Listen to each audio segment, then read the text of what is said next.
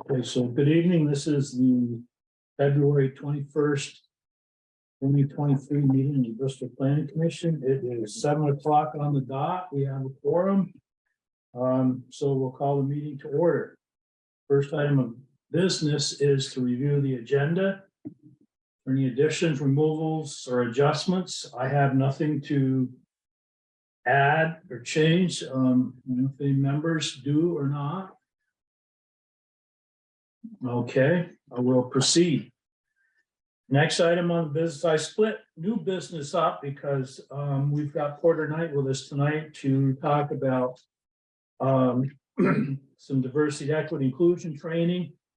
And then we have some business that would bore her probably, so we'll take that up after we get done with our continuing business. So I guess at this point, Porter, if you want to start it, it'd be great. Great. Well, thank you so much for making time. I know you guys have had super busy agendas of late, and I appreciate the hard work you do. And you'd be surprised, I might not actually think that what you're doing is boring. I did look at the agenda, so I might loiter. But I'm here today in my capacity as a volunteer. I volunteered last summer to write a grant for the town. You might recall that the select board adopted what they called a declaration of inclusion a couple of years ago, declaration of inclusion of diversity and equity, but then, really weren't in a place to do anything about that. And the Vermont Community Foundation last summer came out with a grant opportunity for municipalities specifically. So the grant was to make money available for municipalities to do work and education around diversity, equity, inclusion to make their communities more welcoming and hospitable to all. And so I talked to Valerie and I sculpted a grant that does three things. So the grant allows the town to do some training, and those trainings are going to kick off in March. And you'll be hearing more about that, but there'll be 5 different training programs. And they'll be required for town employees, but strongly encouraged for all volunteers in the town. So all committee commission members will be invited to participate, and to make that easier, they'll run the trainings twice. So each training will be offered during the day in person for town employees, and then offered again in the evening via Zoom, so that anyone in the community who wants to participate can, and also for town employees whose schedule didn't allow them to do it earlier in the day. So there'll be a range of topics. Those will be mostly done by the consultant that the town has hired to do all of this grant work, whose name is Tabitha. Yeah, I totally know her name, and I'm just, you know how that happens. Anyway, her company's called Evolution Consulting. So she's going to do 4 of the trainings. One training will be done by Linnea Johnson, who works with Women Safe. So that's the training that's on gender and equity. But the others are about bias, about leading with equity. I'm looking at my notes here about the value of even having these conversations in a municipal setting and how that would impact our work. So that's the training piece. But there's 2 other aspects to the grant. The last aspect of the grant is to draft a sustainability plan. So after this year of training and some other work, what are the possibilities for how the select board might move forward? So that'll be the last piece of the grant. And then the piece that brings me here to talk to you tonight is the middle piece of the grant. And that includes a couple of components. One component was Tabitha worked with Valerie to review a bunch of materials the town has. So she looked at the website with the eye towards access and inclusion, and made some recommendations to Valerie on how things could be improved, although the website overall got pretty good thumbs up. She also looked at the town report, last year's report, to see how that worked as far as inclusive language, and again, got some pretty good thumbs up and a couple of suggestions for moving forward. And then she'll also be working with Valerie to go over job descriptions and to see how they can be as open and welcoming to qualified applicants as possible. So the last piece of that middle component has to do with developing what we're calling a decision-making framework, or a tool that department heads, as well as all committees, commissions, and the select board can use to evaluate decision-making to promote equity. So what we wanted to do was to create something that was simple and easy for all different types of groups to use, to introduce just the thought process of, with each decision, who is impacted by this decision, which of course we always consider at the town level when we're making decisions. But will that outcome promote equity and greater inclusion, or will it just perpetuate status quo, or worse, actually tilt the playing field and make it less equitable and less inclusive? And so we looked at a bunch of different tools that have been used with different municipalities with Tabitha's help. And also Valerie had access to some that she had been exposed to in trainings she had done as an administrator. And we came up with a tool that we test drove with the recreation department last fall. It was a pretty clunky tool at the time, but Meredith was patient with us and gave us some good feedback, and we pared it down quite a bit and tried to simplify it and make it more user-friendly. And then I test drove that with the Energy Committee a month or so ago. And now I'm here with it in its most recent version to share with you. So I can put that up on my screen and we can talk a little bit about it and how to use it. But before I go there, does anybody have any questions in general about the grant that we got for this work, or the trainings, or the other aspects of the grant itself?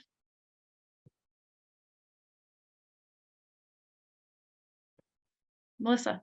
Yeah, you said 5 different training sessions starting in March. Is that going to be one a month, one a week? What? They're going to go, they're going to be every other Wednesday starting on March 15th. So it'll be Wednesday the 15th, and then March 29th, April 12th, April 26th, and May 10th. Valerie is working on a notice about that. So there'll be an email, possibly 2 emails that will go out to all employees and all volunteers in the next week or 2. One will be a survey asking people sort of like, what do you already know, or what questions do you have? So a very simple, baseline survey about these diversity, equity issues. And then the other one will be explaining the trainings and sort of like a save the date. Here's some things to put in your calendar. Thank you.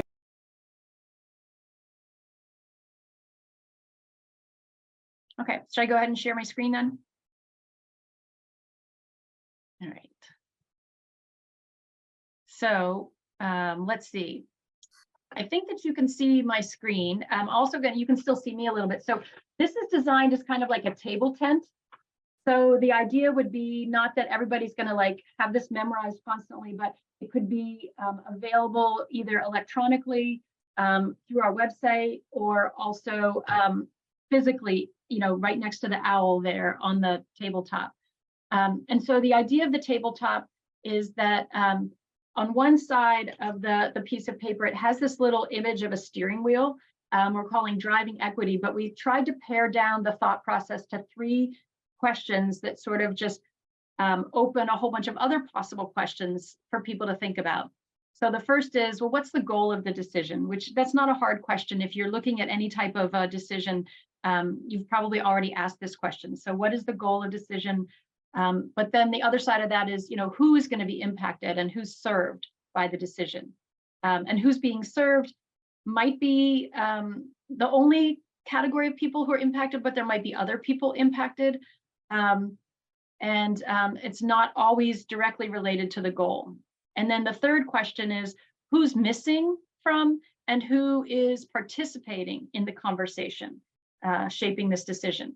So, sometimes a decision comes to the select board or to a department head or to a committee driven by a particular group or party. But there might be other people who aren't being part of that conversation, but who might be impacted or might be served, and we want to reach out to them. So originally we were talking about this, and I don't know why we have all these driving metaphors, but originally I was calling it a speed bump to decision making. So the idea being that, when we're making a decision, there's all this work that goes into it, and people make so, they spend so much time, and we just wanted there to be just a little speed bump about equity. We didn't want it to be a huge, fiasco. We didn't want to have people revisit all the hard work they'd already done, but we did want to have this kind of speed bump. But then we realized, this is part of what, when I started test running this with groups, is that this should be something that happens at the beginning, not at the end. So it's not like you do all your decision-making process and then you have the speed bump about equity. It's more like, wait, let's ask these equity questions at the very beginning. Let's have this sort of equity perspective, looking right out the windshield at the start, so that we can just make that be naturally part of the work that we do as we go along. So we kind of came down to those three simple questions. One thought we had is we might, on the inside of the table tent, put some more deep dive questions in each of those three categories, if that helps a group explore it. But this is kind of where we're headed. And I'll just go to the other side of the table tent. So this is just a little description of like, what is this and why? So the purpose of the exercise is to ensure that all decisions made in the town of Bristol contribute to Bristol being, and this is a quote, a place where individuals can live freely and express their opinions, committed to fair and equal treatment of everyone in our community, as stated in the town's Declaration of Inclusion in June of 2021. Every decision made by every department head and committee has the opportunity to grow Bristol toward equity and inclusion.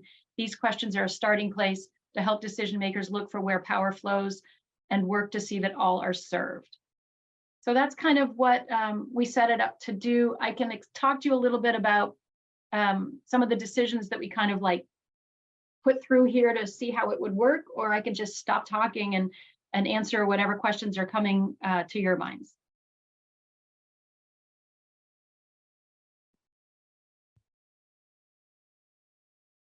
An example Yeah. of what So- you've done. Okay, Shannon.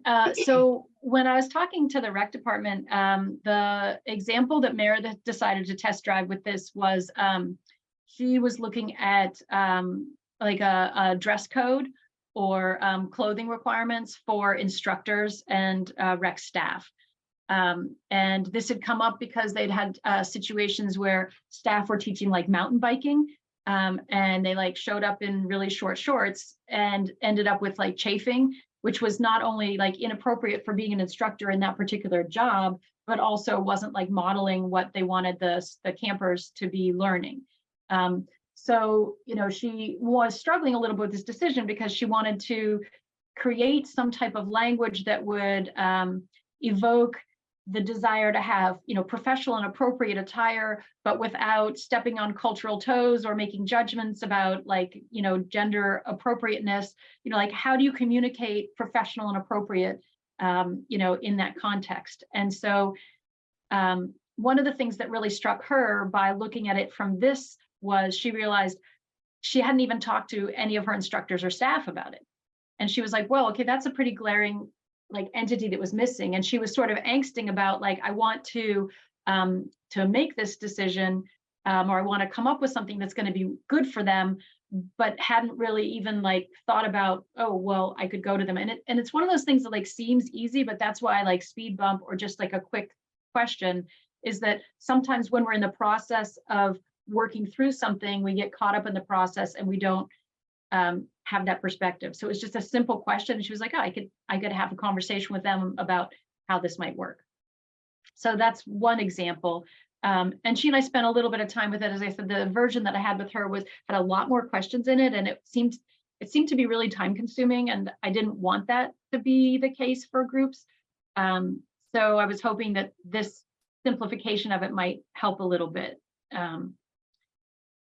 When the consultant and I were talking about it initially with Valerie, we decided to use an idea that the select board had talked about, which they're not moving forward with right now, I don't think, but we were talking about, I think, the speed limit.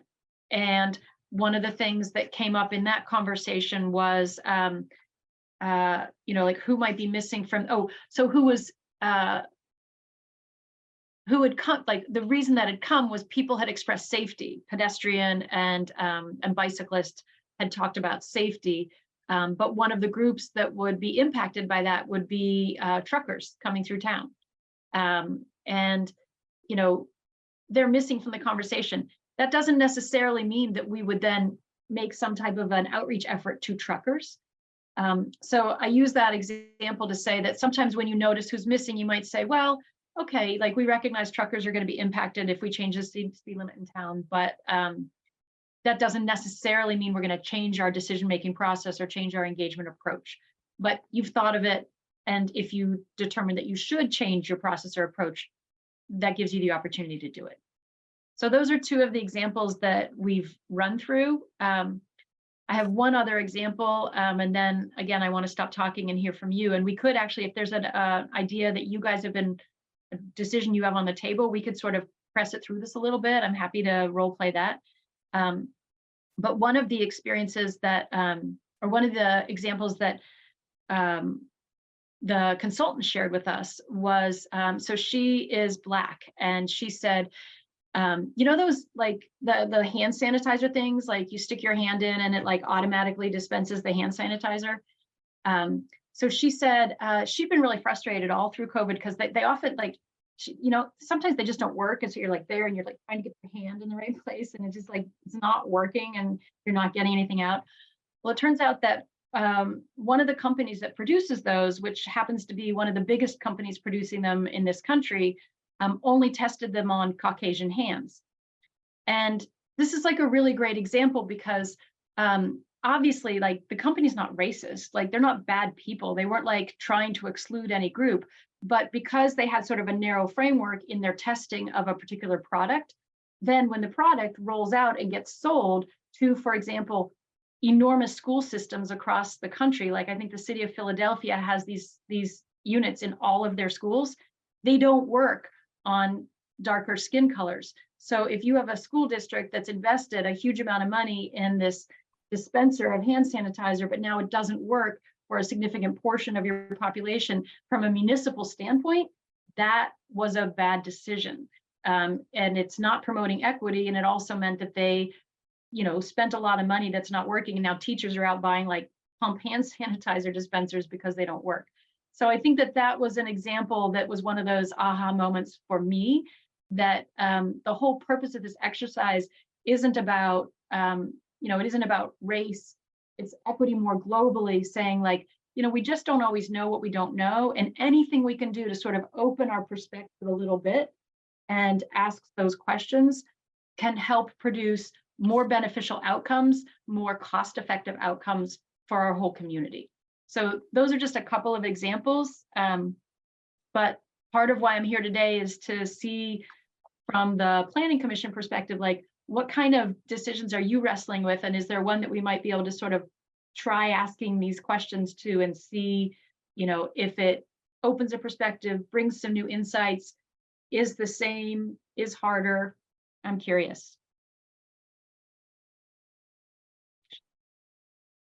Should I keep sharing the screen or should I take that down just to talk? What's your... You can probably just go back to regular mode.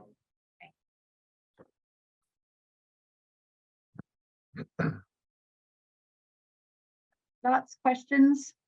Well, one of the, I guess if we want to do something, one of the things we're going to talk about today are accessory dwelling units, ADUs, which there are changing state requirements on them, which has driven a certain amount of debate amongst us kids.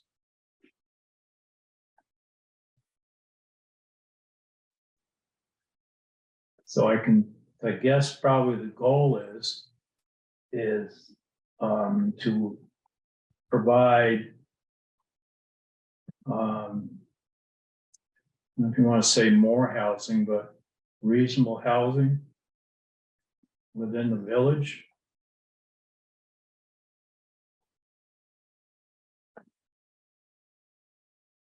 And then from there, it takes on, or has taken on, a discussion about impacts to neighborhoods,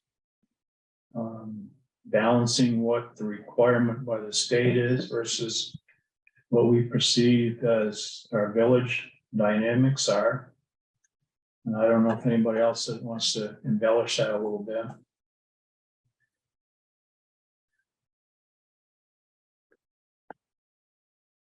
No.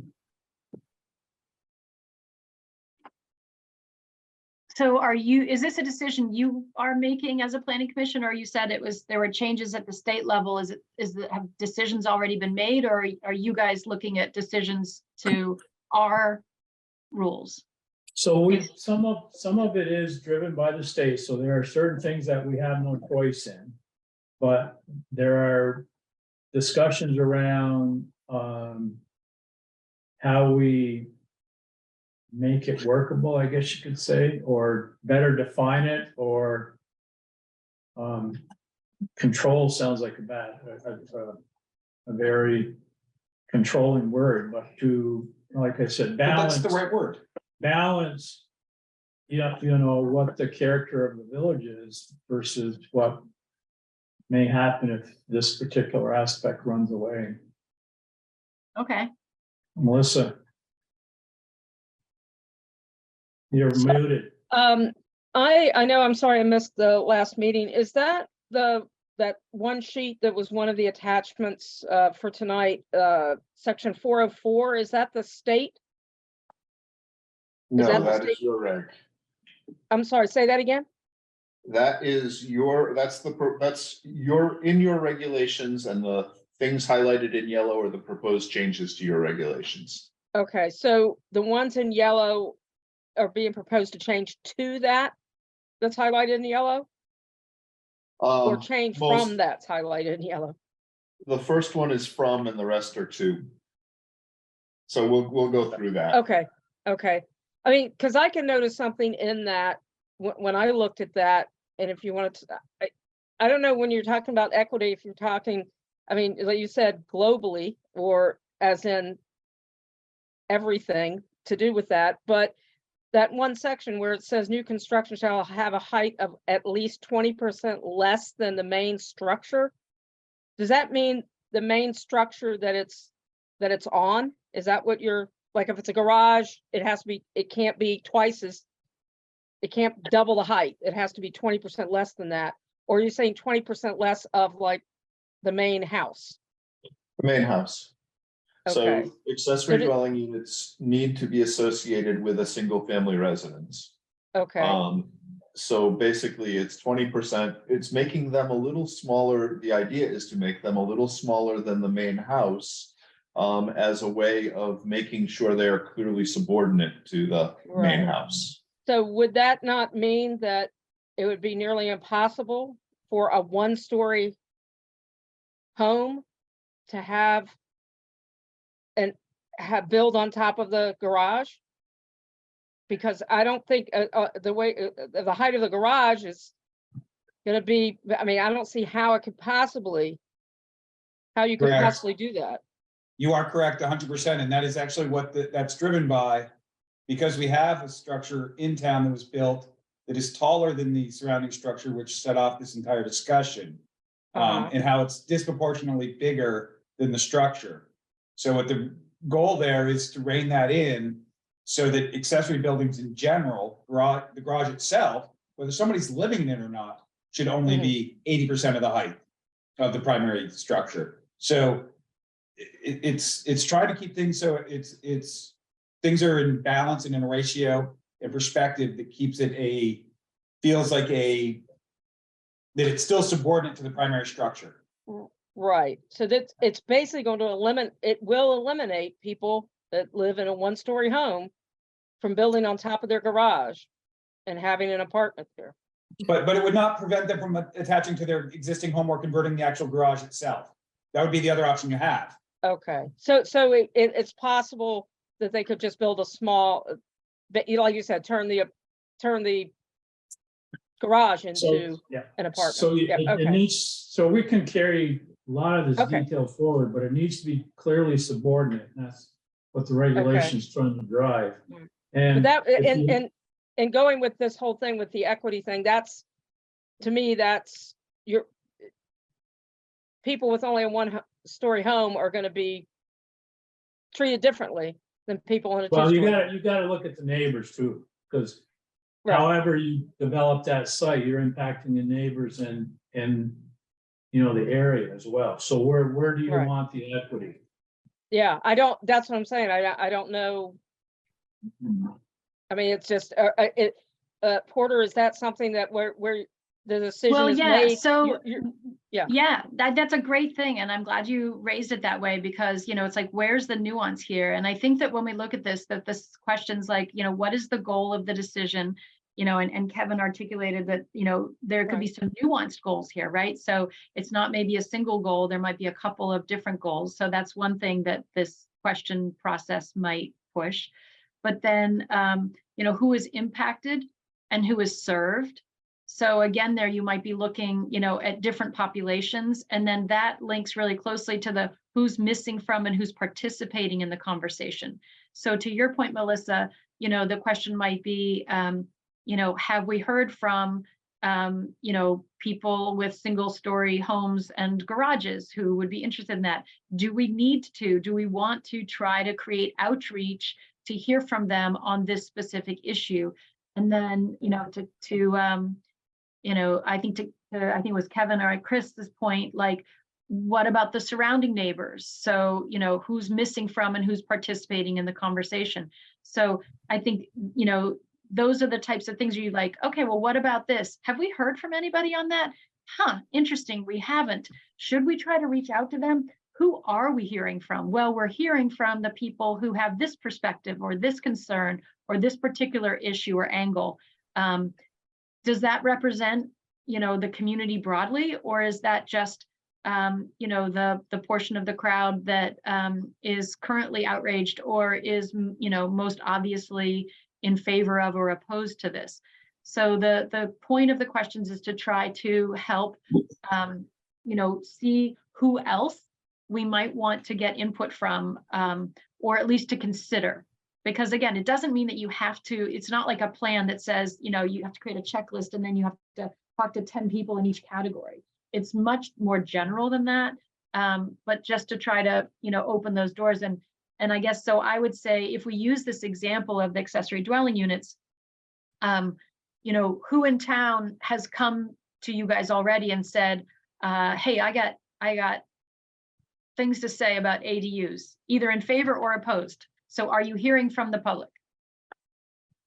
Yes, And from both sides? yes, Great. So, so you're getting that from both sides. And if you feel like you're getting a pretty good representation on both sides, then that lets you as a committee feel like you can look at, who's being impacted, who's being served, and, feel like you're getting good representation from them so that you make your decision. right. I mean, I would look at the single story homes similar to the truck driver impact. How many single story homes are there in the village that would be impacted by this? Do we really pull them in? I would look at it the same way as the select board, or as you mentioned before, you're going to go out and solicit truck drivers. They don't necessarily create a large enough pool of impact where it should change the decision. Correct? Yeah, I mean, so the idea of this equity conversation isn't to tie the hands of a group or a committee at any point, but just to try to give you some starting point questions to begin to have some conversations, and hopefully, to add a little bit of freshness to those conversations, and let you see things that you might not have seen. I So brought that kind up of as an example because of that, because there was, well, okay, this will exclude something. And I thought that would, maybe a good example to. So to kind of wrap things up, the tent diagram you had, Porter, words, is that something that gets distributed, or what are the next steps? So I'm still looking for feedback on it. So, I would love to hear from all of you on the committee, and we can even just go around and say, like, this looks interesting. I think it could be useful, or this is a massive annoyance and one more pain in our butt. Are you kidding? I would genuinely like to hear from each of you on the committee, what your general sense of that is. And then from both of those camps of folks, but especially if you think that it's, an annoying challenge, what might make it better? Or how could I make it easier for a group or a team or a committee or department to use?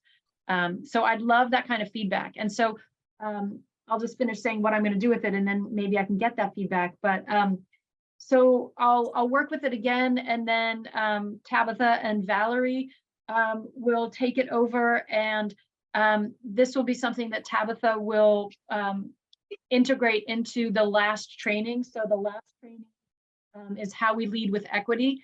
And there'll be a conversation there about how to use the Driving with Equity tool. And so then Valerie will work with department heads to support them in using it. And it will be then, available for all committee and commissions and encouraged to use it there. So we can expect that this is something we would hope would be being used from, say, summer moving on. So, Rob, do you have any thoughts that you'd like to share? Not too much. I think something like the tent thing you were talking about might be most helpful if it was kind of a flow based if then sort of thing, if there's multiple steps to it. If it's just meant to be bullet points of think of these couple items and for perspective, then that's fine, but.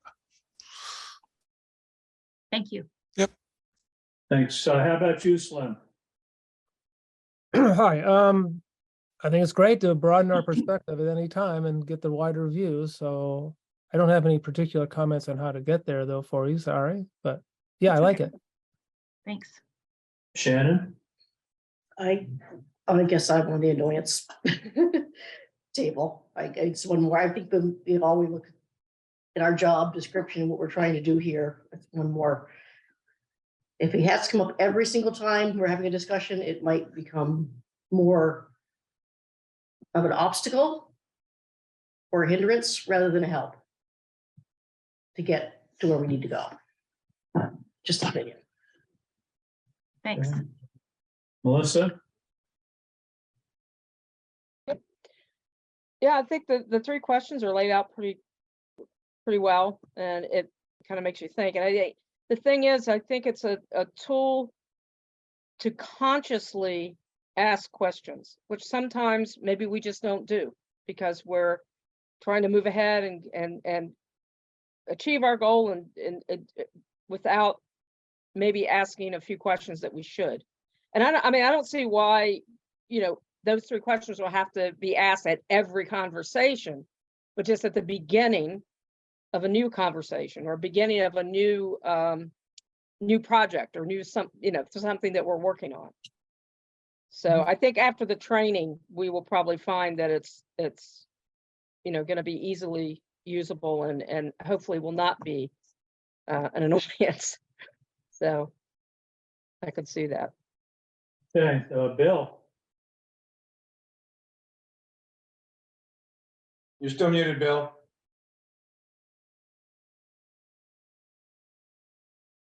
There you go. My apologies for being late and I missed the conversation, most of it. I'm generally in favor of getting more perspective, but it can go too far. And there has to be a balance, and it depends on the situation, really, as to how much time you spend gathering more information and whether that's better or not. And John? Yeah, I hope that in all of the processes that we design and put into the regs, that they are as inclusive as possible. I don't look at it specifically, but I know in the town plan and the regs, I believe there's some preamble type language that says, we want to create a transparent process that is equal and fair to all applicants, something to that effect. And it, all applicants, there are no qualifications there. And so I hope that we can aspire to that. I think we have some room to make improvements in the here and now with how things are implemented. In terms of notifying people, I think, to me, when it comes to zoning, where things that might be impactful in a given location, the neighbors ought to be, proactively engaged. So I would like to see that, err on the side of noticing the most affected homeowners. You know, they ought to get notice that there's a change happening on their street or next door. They ought to have an opportunity to form an opinion about that and share that opinion about that, since it in fact affects their home and their town. So I think we're falling short now in the overall zoning process, at least in some remarkable, there are a few examples of that, I think. And I think we could do better across the whole process. And, you know, when it comes to ADUs, in the context of that conversation, what we're really doing is, which I wholeheartedly support, is seeking to increase our density and get more housing out of the land we have, which I very much support.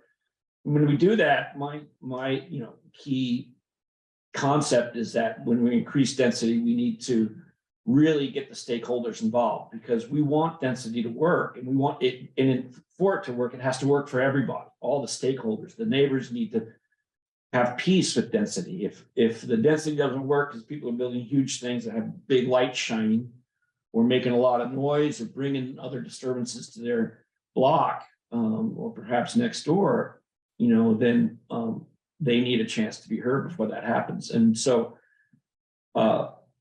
hopefully with ADUs, we can put a process like that in place so that the neighbors get noticed, and neighbors have a chance to weigh in if they feel they want to. And then we can go forward together that way. I think that kind of inclusivity on the basic level is key. And I think that the regs should be transparent. All applicants are just applicants. And I think that's, you know, a lot of what you're working on is how to be inclusive across the board, Porter. Okay, so I'll close it with the thoughts. I think, you know, I understand where Shannon's coming from. We don't want this thing to be driving every conversation, but I think those three concepts, goals, who's it going to impact, you know, who's participating and not participating, particularly that one there, from my point of view, you can be swayed on a decision based on a relatively few people, if they're loud enough, if you will. So I think it's good to have that, use it as a mindset, if you will, philosophy, as opposed to a checkpoint. You know, the three aspects are solid as far as how a process should occur. Thank you, Kevin. I think, yeah, that's a great sum up. The mindset or philosophy rather than, you know, a checkpoint. I don't want it to be a straitjacket, but just a perspective. So I appreciate that feedback. Bill, I'd be happy to meet with you later and show you the tool. You know, I always love to get together for a cup of tea. And I'm cognizant of my time being up, so I will let you go on to your other stuff, but I do want to just put it out there. Adam and Jim, I would love to hear from you, you know, what you guys think. So if you want to email me or call me later, and Jim especially, because I know you got to hear this with another committee. So you've seen it from a couple of different angles, and I'm really interested in how this strikes you. So appreciate both of your input down the road as well. So thank you so much for your time. And you guys will hear from me again on this, and I hope to see you at the training starting in March. Okay, thank you. Thanks, Porter. Thank you, Porter. Okay, we'll move on to continuing business, which is bylaw modernization grant work with Adam. Pick it up. How's that for? That was good.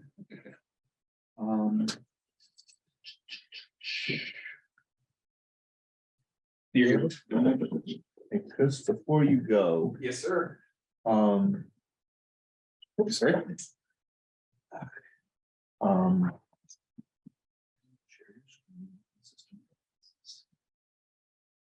So do you have? Are you just trying to get the map up? Yeah. So I've got it open in my tabs. Okay, so down. And I'm sorry, I use Google a lot. I don't use Teams. So if you arrow somewhere here, right here, Screen click share. screen share. Yep. Then choose the screen that you would want. Well, Boy, there's a picture. right. Give me one of these two columns. to do that. Housing, system preferences, security, privacy.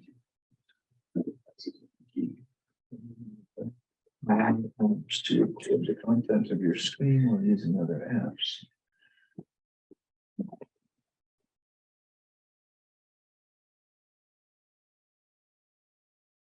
With lock changes. Okay.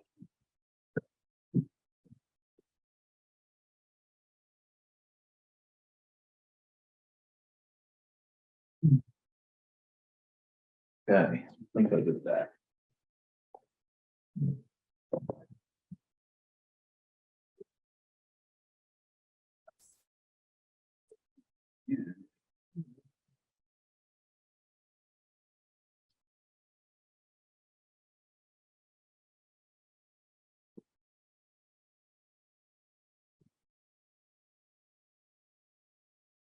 Hmm.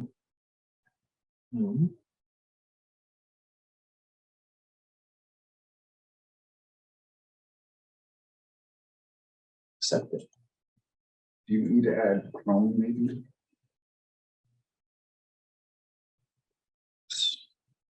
I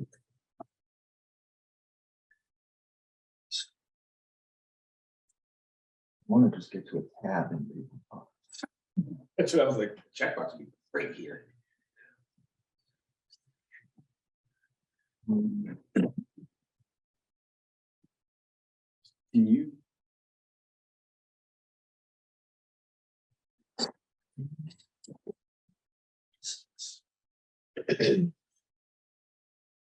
But it's looking for when I try to get to it. It needs a Google login, which you might just be able to log in from here and I can share mine. If you want to try that.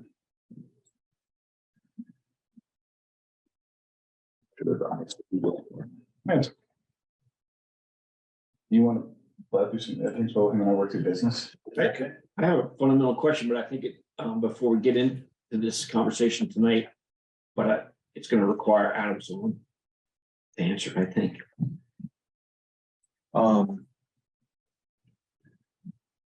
you what, for the ADU, let's get into the ADU conversation. Okay, and that you have. Yes, that's.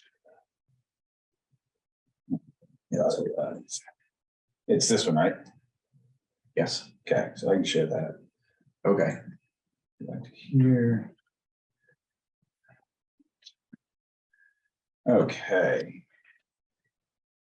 Share that back way. Okay. So I apologize to you all for that little delay. I use Google, not Teams or Zoom, and I'm having trouble finding my docs in Zoom. As you all recall, last meeting, we spent a long time discussing accessory dwelling units. What Kevin included in your package and what is up on the screen is basically from your regulations. Remember that accessory dwelling units are driven by state statute. Basically, they need to be allowed as a permitted use where single family homes are permitted.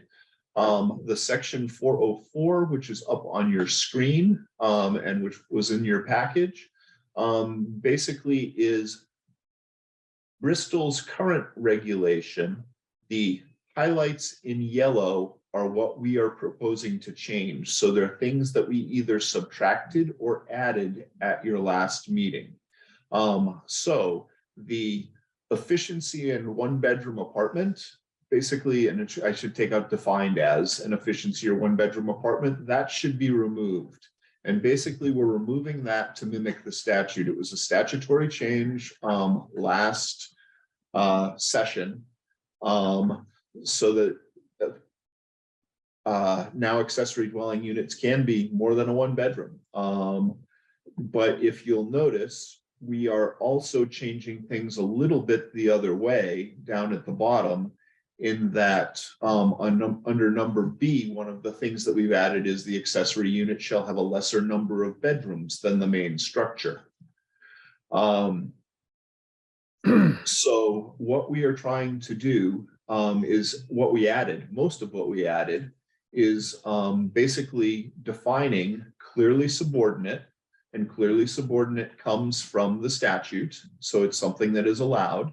And we're amending Bristol's regulations to define clearly subordinate as 30% of the total habitable floor area of the single family dwelling, or 900 square feet.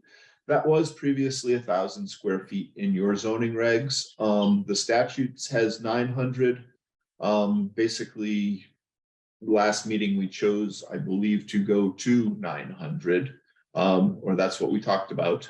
And then we added basically 4 other conditions to try and make sure that accessory dwelling units that are constructed in Bristol are in context with the neighborhood, and clearly subordinate to the main structure. So we don't want all the historic houses overshadowed by big new structures. So the first is the accessory dwelling unit shall have a lesser number of bedrooms than the main structure. Subordinate, it's going to be smaller. And that kind of goes to, and it reinforces A above. New construction shall be set back from the front property line 20 feet greater than the main structure. So it's got to be set back a little bit further from the road behind the main structure, which reduces it. That is already. I have a question on that one. Go ahead, Melissa. New construction, I take it that means even on an existing, like, I'm just using a garage as an example, an existing garage, new construction would be considered, I'm sorry, putting an apartment on top of that would be considered new construction? It depends. Are you Or- changing basically the footprint or the outside of the shell? So if you had an existing garage and you basically raised it up a level, right? So you created a whole new level. That would be new construction. If you had an existing garage that had a room above it, basically already, and created an accessory dwelling within the existing structure within that room, I would not consider that new construction. But it would be a change of use Well, and therefore subject to conditional review, would it not? no, it wouldn't be, because your garage is an accessory use. Putting the accessory dwelling unit in the garage would be create an accessory dwelling unit, and basically accessory dwelling units are permitted in all districts where there are single family homes under state statute. So therefore it would be a permitted use. Well, I'm not sure I buy that. I mean, I defer to your expertise, but I mean, why wouldn't it be a change of use? If I change a commercial use to residential use, that's a change of use. If I change a shop to an apartment, that's a change. Anywhere you put an ADU on a property is a change of use. Right. That I would contend that that's a reasonable contention. And I would. I think if you take a piece of grass, which is part of a single family home, or even a duplex for that matter, or a multiplex, and you change a piece of grass to a dwelling unit by building something new on it, that's definitely a change of use.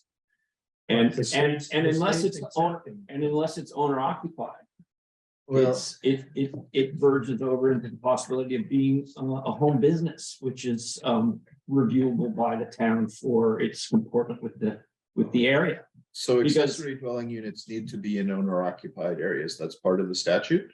So it has to be in an owner occupied. And I guess I'd say, I would also tell you that it's still a residential use, and the purpose of an accessory dwelling unit is to be accessory to the main single family dwelling that's there. And that's why it's like a new rental apartment. It would be just like I took a space and a building that was used as a garage and turned it into for market rate rental. That would be a change in use. So the use would, back to Melissa's question is. Yeah. The statement is new construction shall be at least 20% less than the main structure, or the height. It talks about that and from the setbacks. Changing an existing structure, like if I converted my garage into an ADU tomorrow, I would need a permit for the use, but not for the actual pounding of the nails. Well, my main question, actually, Time out. Mhm. We've spent at least 2 meetings almost exclusively on ADUs And we've hashed and hashed and hashed. There are state requirements for them, and granted, John, it is a change of use, but the state says you're gonna do it. So I think I don't we read need the to, statute that way myself. I You read the think statute what we myself. need to do is finalize what we agreed on the last meeting with the wording and Yeah, move on. I'm sorry, it was just a question. It doesn't even, it's not even talking about change of use in this thing that we're talking about. My question was about the structure has to be 20 feet greater from the front property line than the main structure. And I mean, aren't there homes where a garage is either equal to the same distance? You know, Right, if it's so again, this is talking new construction, and if you wanted to build a new Right. garage with or without an ADU in Right. the village area specifically, in the high Uh-huh. density res, it already needs to be set back behind the front corner of the home. I'd have to look at my exact regs, I don't have them in front of me. I think it's 20 Yeah. feet. We mimicked what's in the statute. If you have an Right. existing garage that's in front of your home, that would Uh-huh. not be new construction, it would be a new use.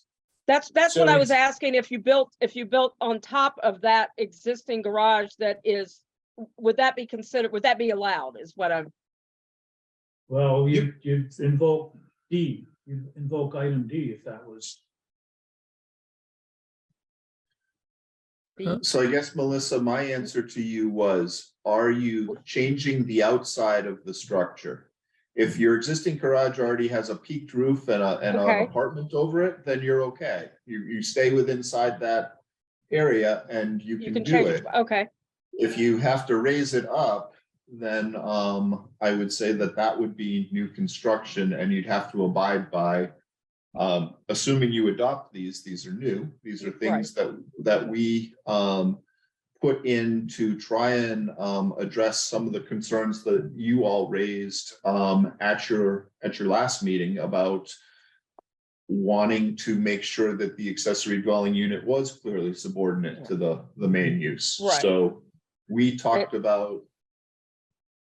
So also from a zoning standpoint, if your garage is not 20 feet behind if your accessory building is not 20 feet behind your building, your primary structure that you wanted to add on to, whether it's to add a second story to it to store more crap in, or if you want to turn it to an ADU, that's a pre-existing non-conforming structure and would have to go through the conditional use process to get permitted, or a waiver process, whichever way it shakes out to the DRB.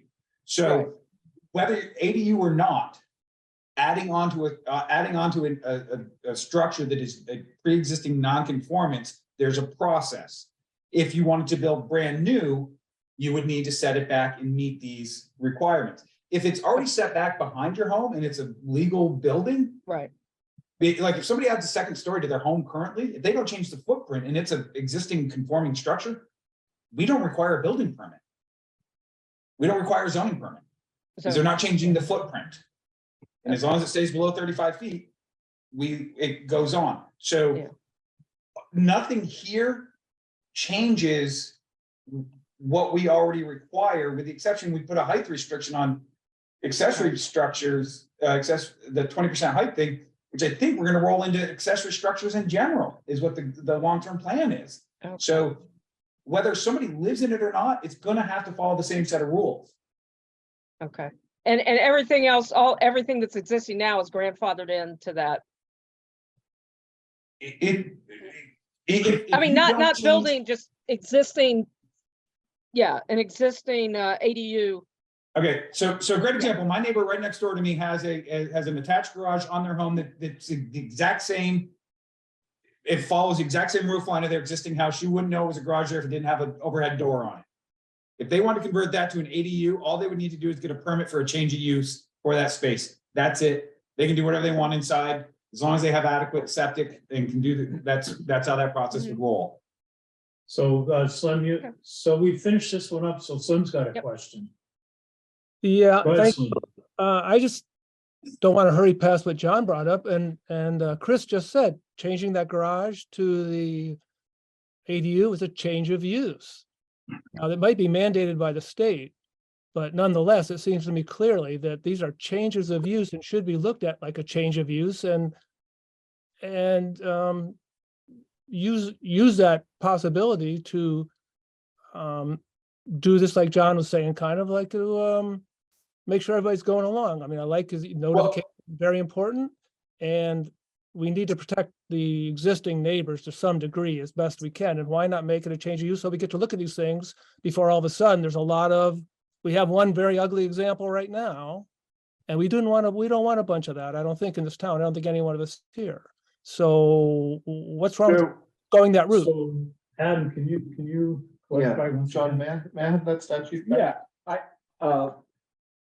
so I just want to follow up with Slim. So right now, while it may be, it would still be a permitted use, which would still require a zoning permit.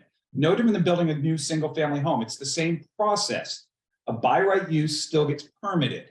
The difference is whether it goes in front of a board or not. It's a by right use by statute, which means that it's reviewed by the zoning administrator and it follows that process. That's, I'm sorry, but by right is not the term the statute uses. It says permitted, and a site in a project that is permitted with conditions is still permitted. Projects that permitted with site plan review is still permitted. We shouldn't confuse the terms. So, Permitted with, and the opposite of permitted is not totally unregulated. And in fact, the statute has a few points where they do regulate these things.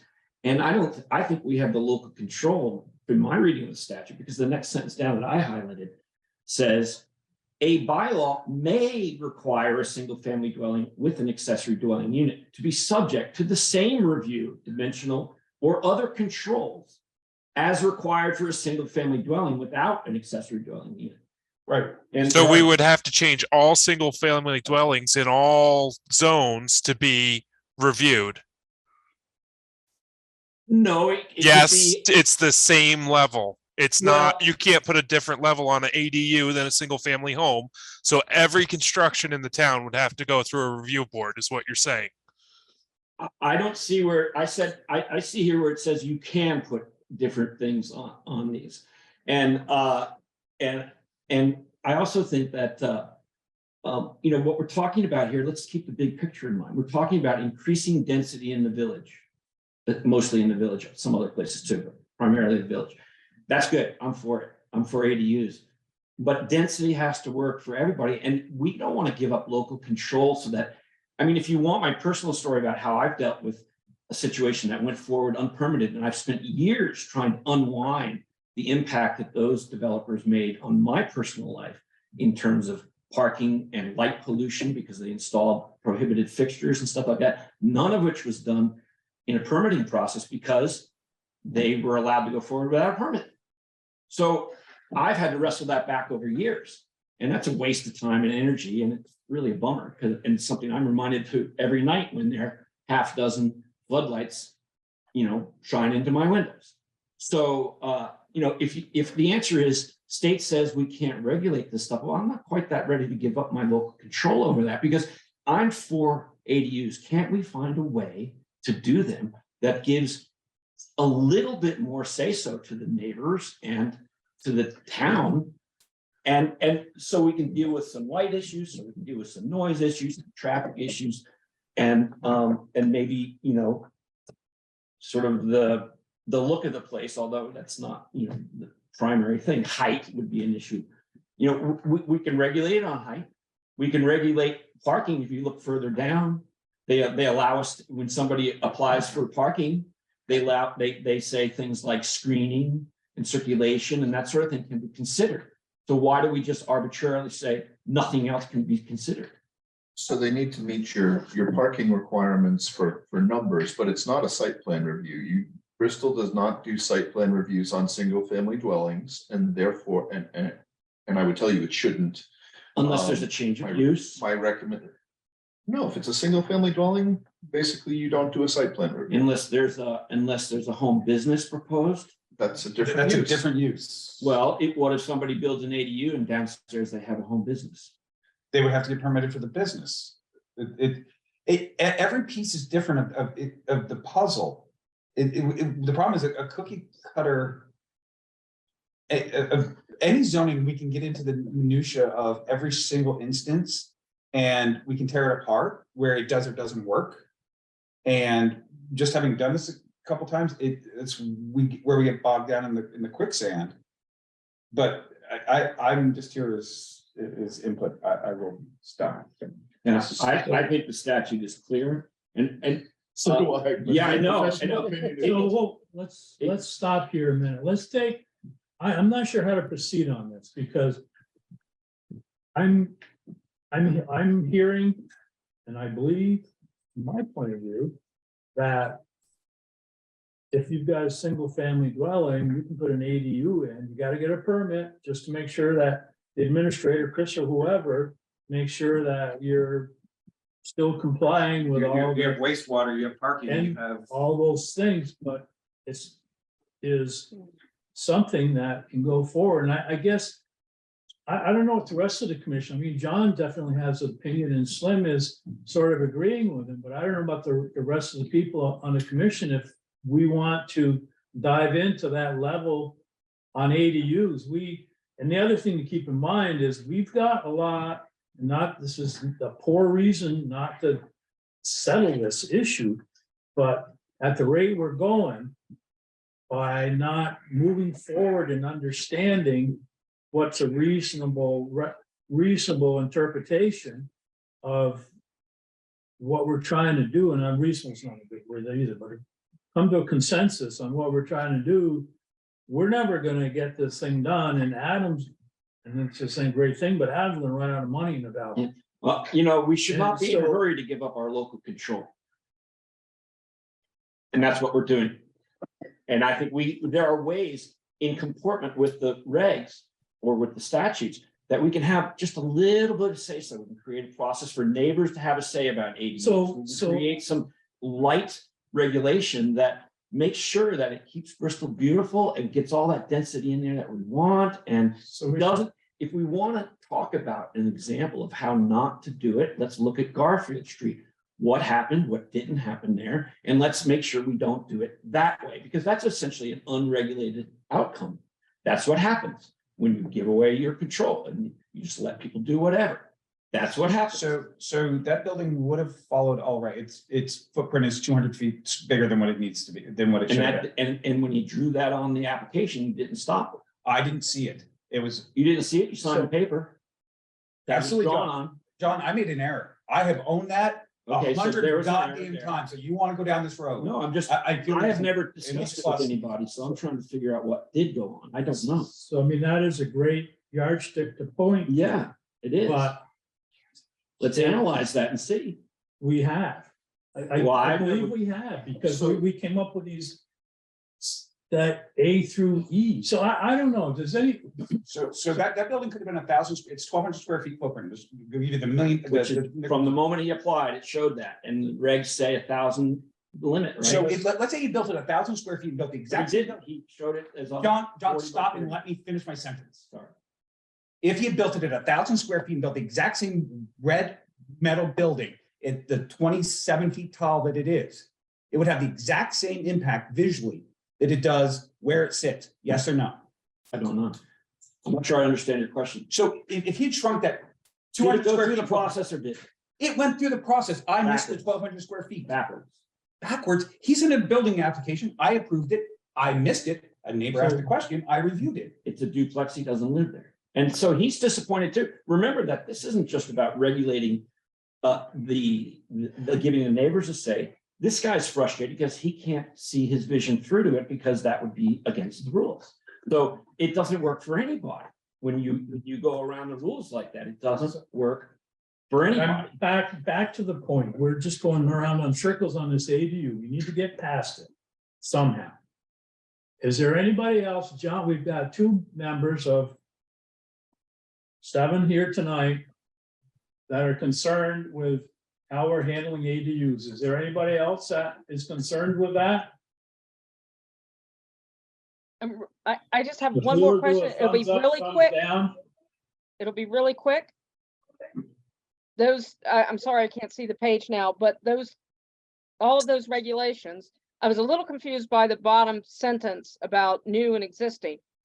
my question is, if an ADU already exists, does not meet all of those requirements for 3, it's still okay, though. It's, you're not gonna make people stop renting an apartment. No, Right. it depends when the apartment was put in.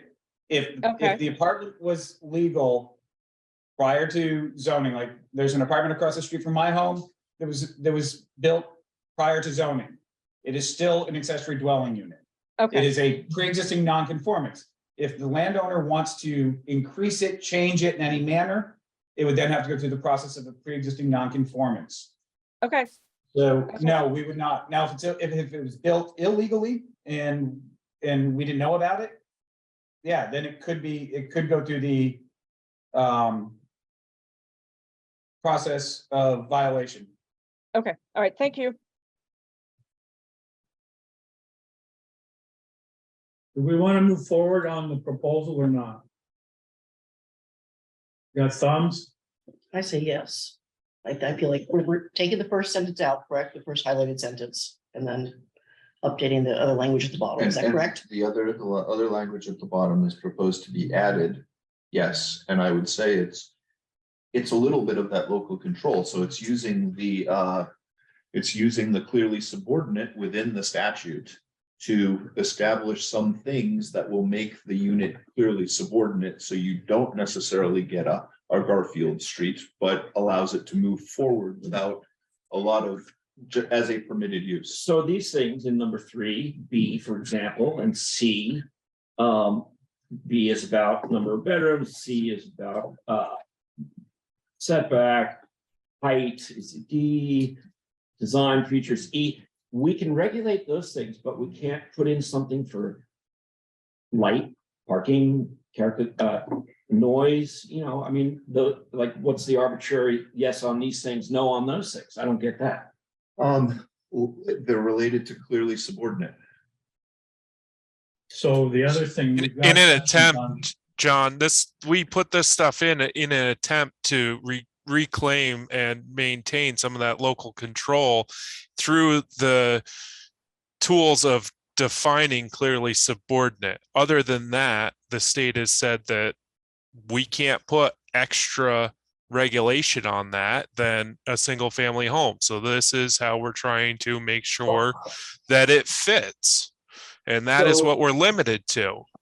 So instead of then agree to something the state is telling us to do and give up control over this infilling higher density and densification, which is, something to be controlled more, not less. It demands more scrutiny, not less. It's more density, not less. We consider proximity to things when we look at a proposal for zoning. If it's out in the field and nobody cares and you have an impactful activity and it happens out there, we take that in consideration. We say, nobody's much going to be bothered by this thing. Sure, put your gravel pit out there or whatever. But why is the opposite not true when we put something for 15 feet from somebody else's back porch, the neighbor's back porch? I want to try to find a solution here, and what I would propose would be including so that we can comport with your reading of the statute. I think we do put a requirement, and it doesn't have to be a long page long technical bylaw, but it can say for houses that are getting developed in the village now, even if they're by right, like there needs to be a plan for lighting and noise. I mean, we're asking people to live close together. So every construction project going forward should go through all the performance standards. I didn't say that. I'm just asking. I would think that we want more dense development in our village that exists that people love. We want to guide that very carefully, yes, and not give up local control because the state apparently says you can't. But I see this language that says it can be. So one solution would be adding to it, finding some language that would work so that we're treating everybody equally, but we make sure a couple more of these issues. We make these ADUs, slide in better because we don't. I mean, I think we have a really clear consensus, or don't we? that the thing on Garfield Street is not how we want to go forward, right? We don't want 50 of those popping up in the village, right? Or if I'm wrong, I'll shut up.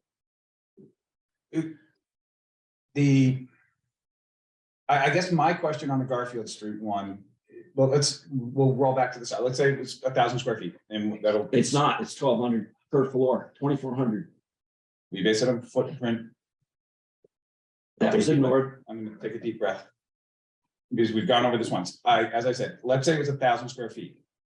I wanted to build the exact same thing in my yard tomorrow. Let's go down that road. I want to build a 1,000 square foot building, red metal building, 2 stories, meets all the criteria. You're saying I shouldn't be able to do that?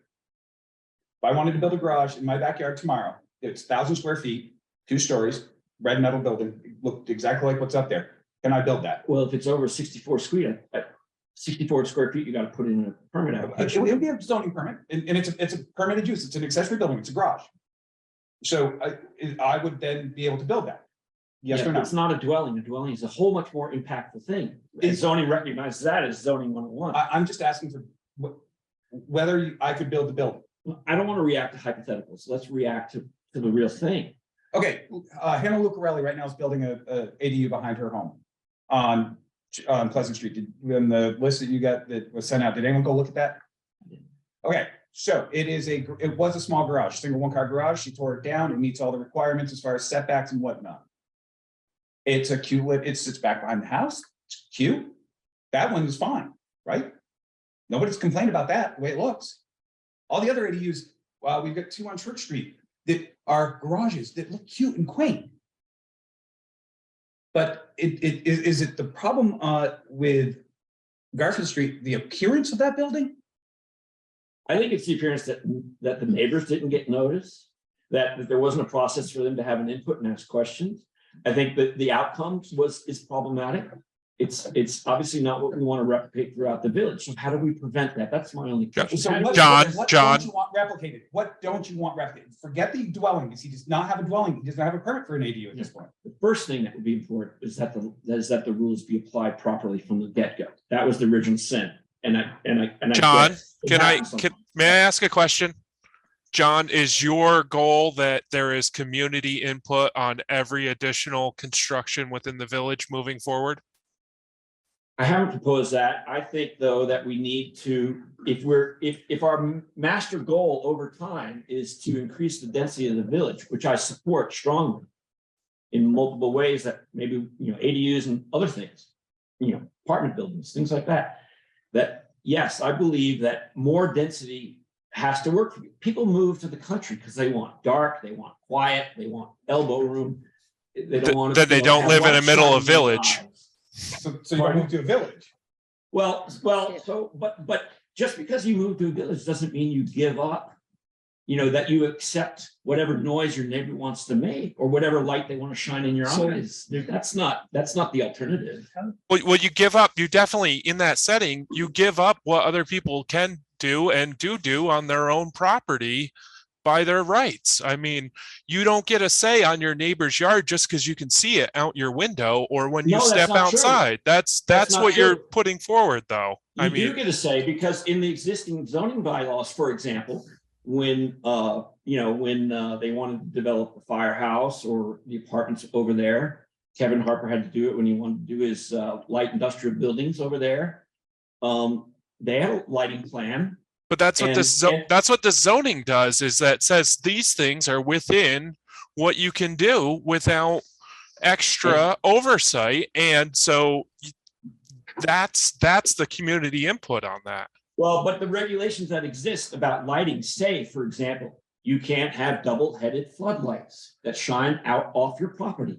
That's a very clear regulation. One I happen to appreciate personally. It's not everybody does. But I think when we live in denser communities, very important. Likewise, if there is an issue, the zoning board can ask one of those applicants about noise. Where are you going to put your HVAC equipment? Well, it matters to get everybody copacetic.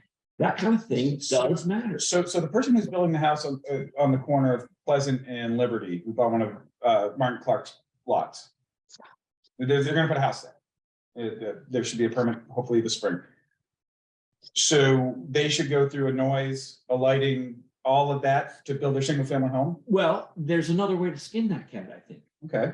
So they come to you, they're building something bigger than 96 square feet, they're putting a permit application into you, Right. right? So, you know, there's an opportunity there to say to them, you know, you're expected to uphold this general rule, keep your light on your property, no exposed bulbs, you know, put your HVAC in the quietest place or shield it if it's something loud.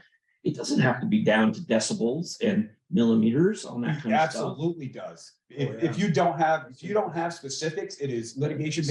Because what I think is bright and light is different than what you think is bright and light. What I think is noisy is different than what you think is noisy. So let's get back to the question, because we're going off on tangents here. I'm not hearing.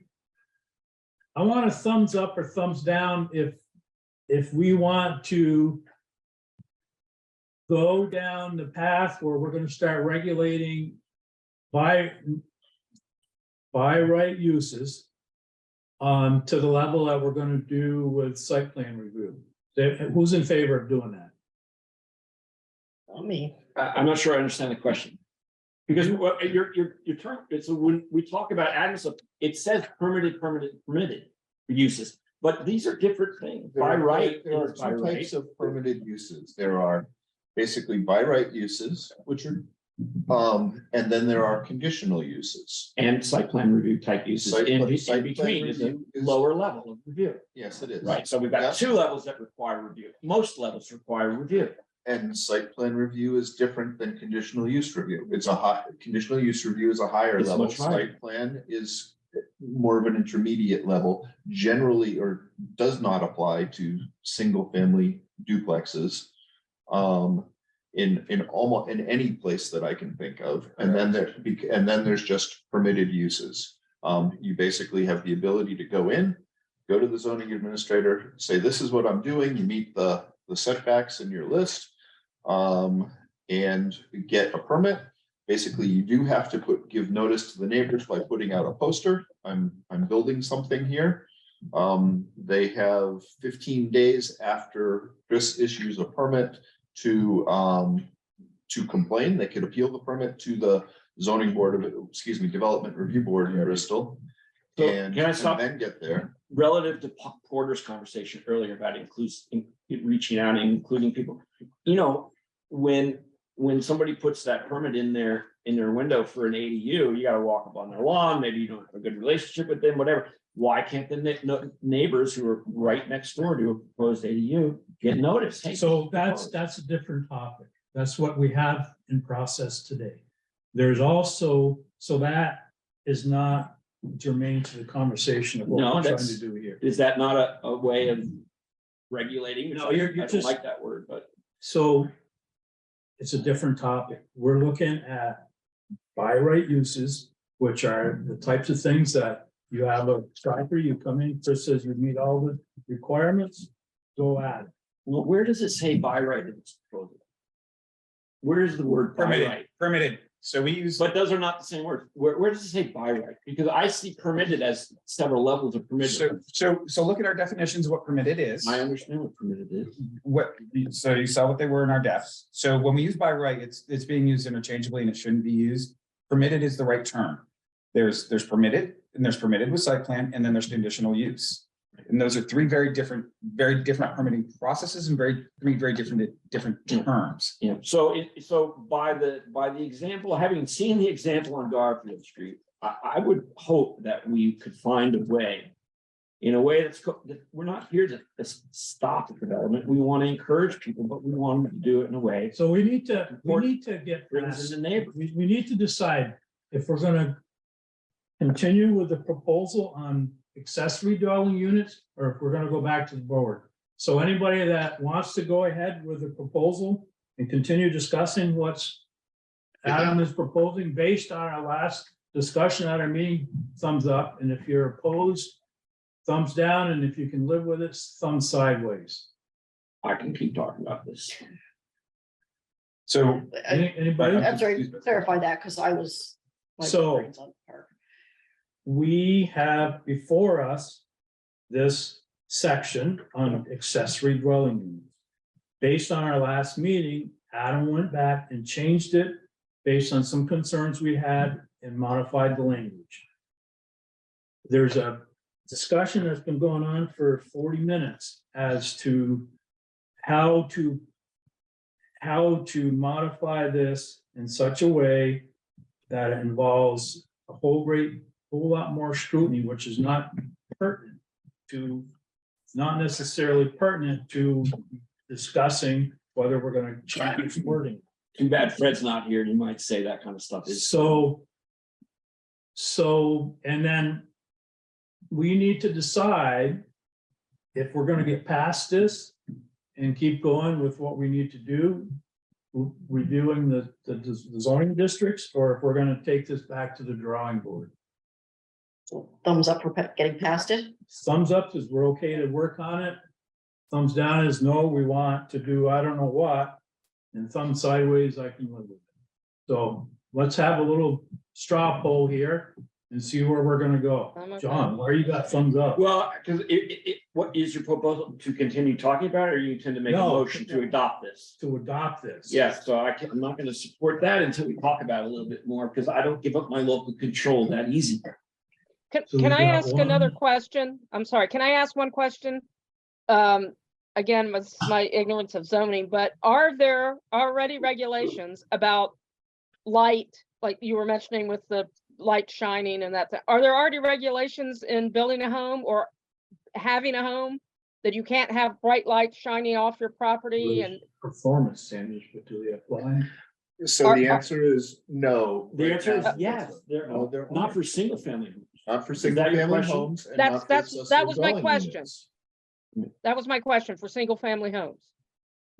There's And I think nothing that's a about, failing of Bristol's regs, and we can solve the treating everything equal if we could find a way to, as we move towards greater density over the next decades, you know. So the question on the table is, are we gonna go forward or are we gonna go back and reinvent the wheel? Thumbs up, thumbs down. I thumbs saw sideways. 5 thumbs up. In my count was 5 thumbs up, but Oh, Lord. Can't see. Can't see. Slim. Yeah. So we're gonna move on. Okay. Does that mean that you are accepting this I as don't- proposed I for don't know right if we now? Talked about. Kevin, do we need a official motion on this, or are we not at that point with this stuff yet? I think we just need to, It's up to you. We're not at that point, are we? I would hope that we can agree amongst us kids that there is a concern and it's not a majority concern and move on. But if we've got to make a motion to Okay. formalize it, no, So- we can do that. So can I just stop for one piece of input? So what you've got here is the definition of an ADU, not the process of acquiring a permit to get one. If you look at what is here, I guess that's the $1 million question. When you look at the definition that is in front of us, is that a accurate portrayal of the definition of what an ADU is? Not the impact, not the process, but how we define what it is. Is that's I have very few issues with how we define it. I have issues with the sentence at the bottom of this page. Any accessory dwelling unit, new or existing, that meets the above conditions, which are very few, is a permitted use in all districts.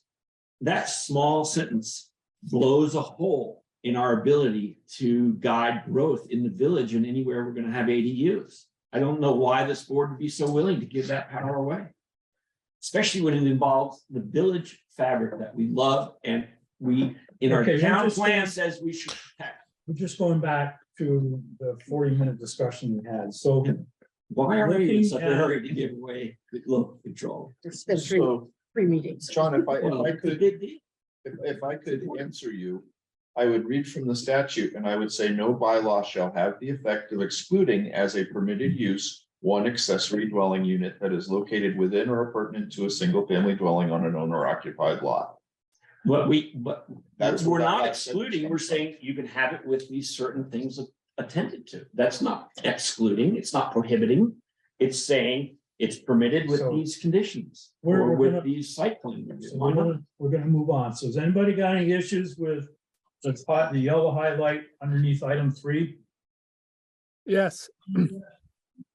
Isn't that one, shouldn't the language be at least 20% back from the road compared to the house? I don't have it in front of me right now, but maybe it needs an at least in there. Because you can put it 30 feet behind, I assume. Minimum. Not. Yes. I can't see it now, but I thought when I read over it. Hang on. 20 feet greater than, at least, yes, we could put in at least. At least 20 feet greater, yeah? Yeah. Yes, 20 feet greater, you 20 mean feet. less. at least 20 feet, it's gotta be set back Should just say- at least 20 feet greater than the main structure. Oh, More. that's a setback. I'm sorry, I was looking at that. At least 20 feet. Wouldn't it be 20 feet or more? That's fine too, yeah. Yeah, way I to would say put if we just did 20 feet or more, I think would be clearer. Or more than the main, yep. The construction shall be set back from the property line 20 feet or more than the main structure. Is. Yeah. No, we don't put is at the. Anything else? I have an item E. The part of the sentence or it says consistent design features. I'm a little reserved about that. I think that gets too far into telling people how to build, and make their, whatever it is, whatever it looks like. So you don't want to put, Clapboard because the house is clapboard, or vinyl because the house is vinyl. And that's sort of what this could get into. yeah, I have the same concern from the, I think materials compatible with is reasonable. I.e. wood construction, if you will. it's even a tough one. I mean, Why would, I mean, I put cement board on my buildings now. or steel. Steel. Steel is red. So I Steel's think the new whole red. intent of that, It depends on what Item. kind of steel you put on it.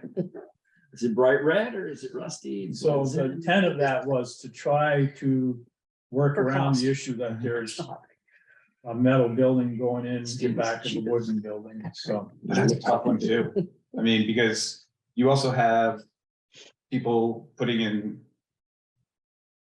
I mean, does it also fall in roofing? So if you have a building with a slate roof that you couldn't put a building with a metal roof, because we're talking, the material's compatible. I just look at it from my end of enforcement. This is immediately gray. Unless we're gonna define those two terms very explicitly. Yeah. I would omit that entire So section. maybe, Yeah. so maybe materials compatible with the area as opposed to the main structure, and that would give you some flexibility as to the different types of roofing, for instance, that are being used in that area. It could just say should be in keeping with the character of the area or the neighborhood. The state actually struck down that is Yeah, from a that's condition use, that's like, if you use that as the only reason to shoot down, it's actually state statute. It's not appealable, that's what it is. Right. It's not appealable, but it's not a non-standard anymore. It's not a standard we have to abandon. I think once you Yeah. put the word generally in there, it just widens it out. I mean, I don't think the word generally should be in there This is if you're gonna have this it. is virtually impossible to regulate. I I just want agree to, with Right. Chris, like, if it ever came to litigation, there's no definitions or anything there, you couldn't do Right. it.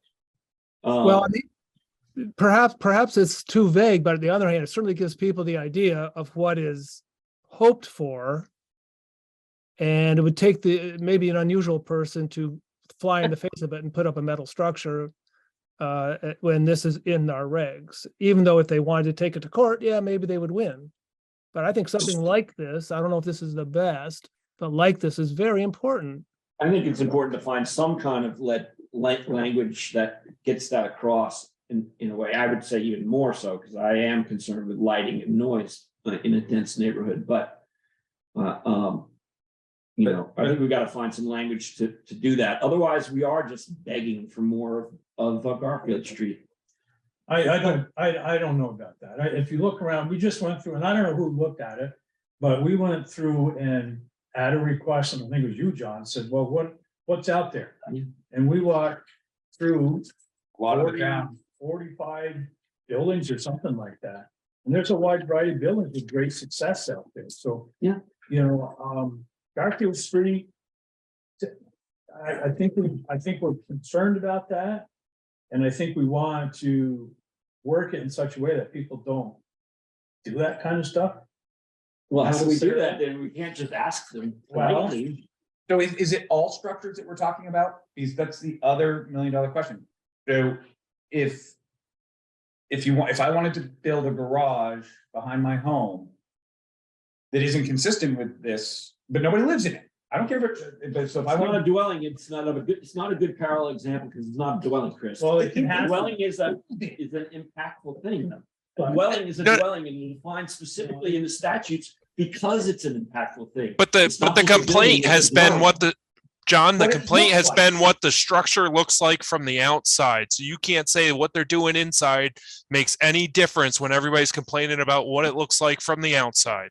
But a garage deserves lower standard of review. So, When it okay, comes to a so, dwelling, okay, deserves a so higher. John, let me finish my thoughts. So I build a metal garage behind my building, next to my house tomorrow. A year from now, I come in that same building and ask to convert the top story into an ADU. I've already built a metal garage, but the design features don't match my house. So this is an unobtainable on pre-existing structures. And in new construction, we've already said that if we add to it, that is new construction, so that would fall. I think we need to think larger and find a way to get our ADUs that we want, not to be too burdensome, but to have, we're talking about the next 100 years in the village and do we want to have some, we are uniquely placed to have a little. So I guess, again, let's move on. Do we want to keep item E? Or do we want to bag it? I think strike the whole thing. Keep it. I'd like to replace it. I think it should be stricken. So who wants to get rid of it? Go through. I'm gonna stop sharing it just for now so you can see people. Thanks. Thumbs up to get rid of it. Well, let's have can we have a Now, vote on 1, 2, stuff 3, like that? 4, 5, so, okay, we'll delete E. You I'd guys, like to make a motion, I would like to make a motion that we replace E with better language. What's your better language? I don't know, No, take it, Come on. bring it back to the next meeting. yes, I vote for giving us a chance to improve that sentence. I do too. So what I would So recommend. so next I'm meeting- making a motion to come up with some new language for E. So can Maybe you we do can- that? Can you do that then? For next meeting? For can you next do meeting. that? Okay, So you're not making a motion, you're making a recommendation. I would make it a motion if there wasn't a consensus. let's do this friendly. If you want to come up with a sentence that we can review next meeting, I'll do that. okay? Thank you. Okay, so I think we're through ADUs. No, or not.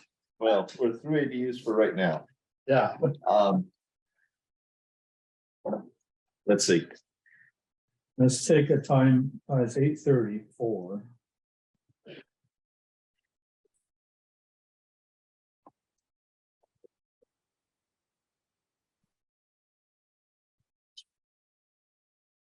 where would you like to go?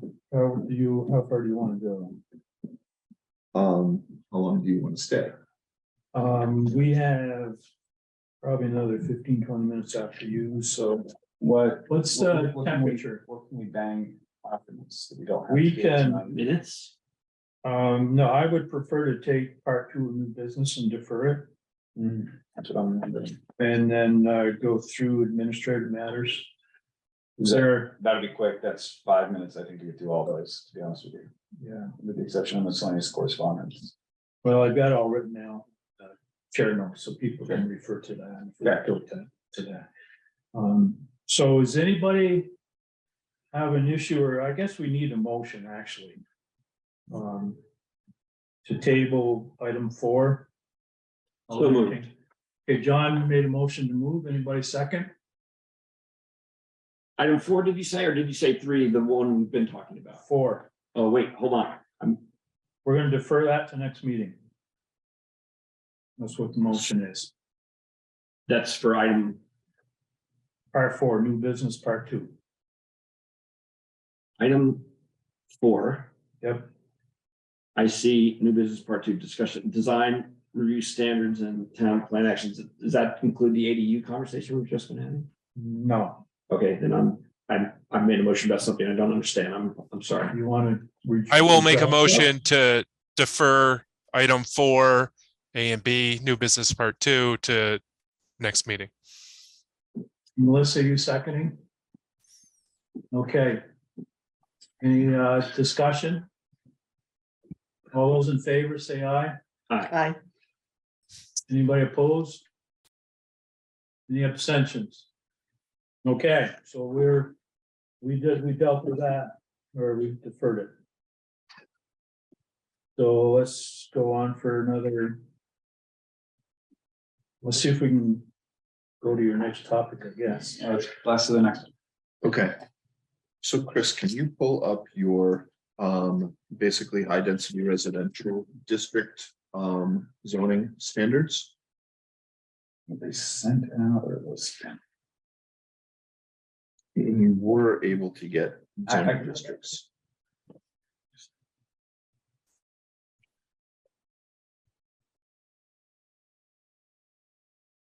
So while Chris is getting that, let's see, one of the things that we're discussing is basically then your existing regulations, and we started with your high density residential district, which is basically the core, the residential core of your village.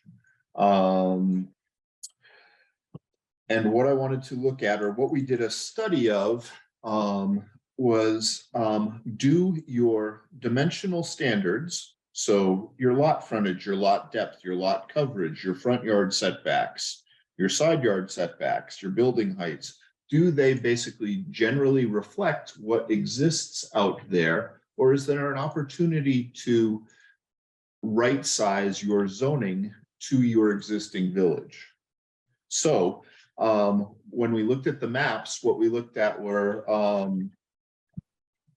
basically how many non-conformities do you have in the high density residential area? So for example, how many your lot frontage is 75 feet in the given area? How many lots are actually smaller? And most of the lots in your village high density residential district predate your zoning by a long time.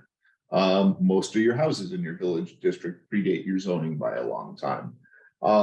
So should we change lot sizes, lot frontage, lot depth, lot coverage, your dimensional standards to reflect your existing village, get rid of pre-existing non-conforming uses and make it easier for those existing structures to go forward with changes if they wanted to? Does that make sense to everybody? Yep. Okay, great. So I want to start with basically with your lot depth of 75 feet. So I'm starting about halfway down the middle and I'm trying to start with some easy ones. So lot depth 75 feet. Thank you, Chris just highlighted it. In the study that we did basically of your village, every single unit basically met the 75 feet setback. We looked at different portions of your village and look at every single lot and in the high density unit, but in the sections that we looked at, everybody had lot depth greater than 75 feet. So I would tell you that there's no need to change the lot depth because all of your lots already meet it. It already reflects your fabric in your village. Lot coverage, basically a maximum of 50%. That's impervious surfaces, that's driveways, that's footprints, that's of all the buildings. Basically, again, in the study that we did, nobody had more than 50% impervious surface in your high density district, and therefore I would tell you not to change that. Your front yard setbacks are currently 40 feet. And then you can see behind it, it says 20 feet behind principal front line for an accessory. So that's, we just discussed that a little bit for the accessory dwelling unit. That's where that standard came from. We were trying to make an accessory dwelling unit similar to all the other accessory uses. But the front yard setback at 40 feet, and that's off the center line of the road, basically, and you've got a lot of older houses that are relatively close to the road. At 40 feet, it works. There weren't any in this particular section. You start increasing it to 45 or 50, you get a lot of people that are in your setbacks. But right now, your front yard setback works. So I So would, most of these roads are 3-rod roads, so that's like 25, the road takes 25 feet. they're 15 feet off the road. And then you've got another 15 feet Yes. from the sidewalk essentially. Well, right, No. it's not, 25 feet isn't the edge of the pavement, it's the edge of the right of way. And so yeah, you're 15 feet back from the sidewalk. Is a way to think about it. Because generally your sidewalks are in your right of way. Seems like there's people that are close to 15 feet to the sidewalk. Not many. That's in the places that we looked, and we looked at the same places that the Forum on Sprawl study looked at in 2007, there weren't any. Okay, yeah. In this district, in this particular district. So, Pine Street.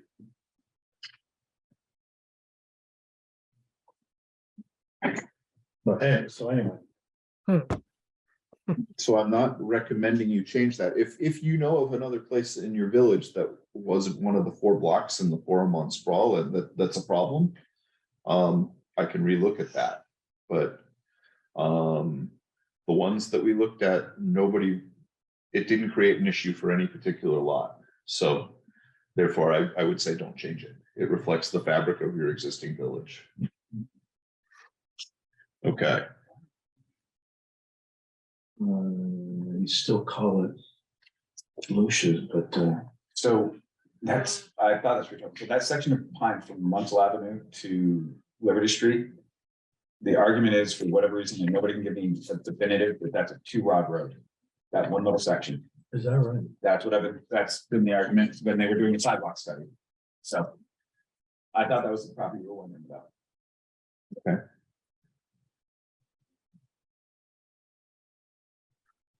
And then if they did want to do something, they'd have to go through the waiver process. Waiver or they just would have to meet that standard going forward.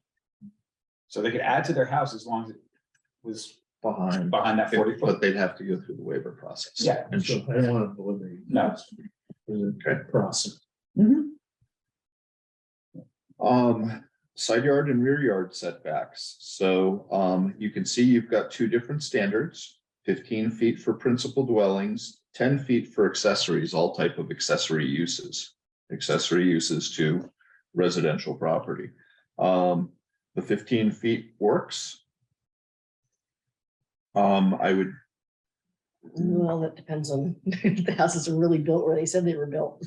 well, we went and did a GIS study. So we basically, and granted, it's not survey level, but it's based on your tax maps and where the lot lines are on the tax maps. So Most houses are gonna follow that. There's a few that are tight. I mean, I look at like Fred Bazer's house. It's definitely not 15 feet off the property. Him and the driveway is right between his and Adrian's house, and they're in 30 feet between those 2 houses. So there are the exceptions, but for the most part, you are correct. Most everything out there fits that. But the 10 foot on the accessory building is problematic.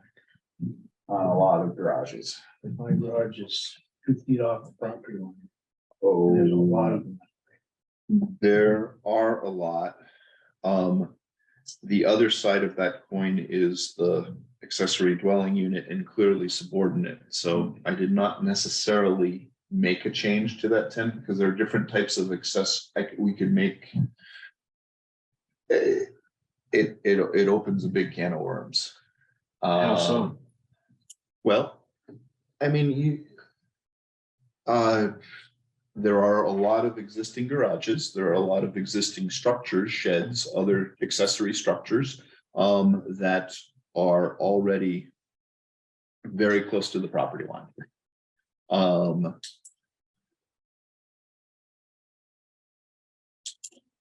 So they, the argument would be to take this to 0 if you wanted to basically make those conforming.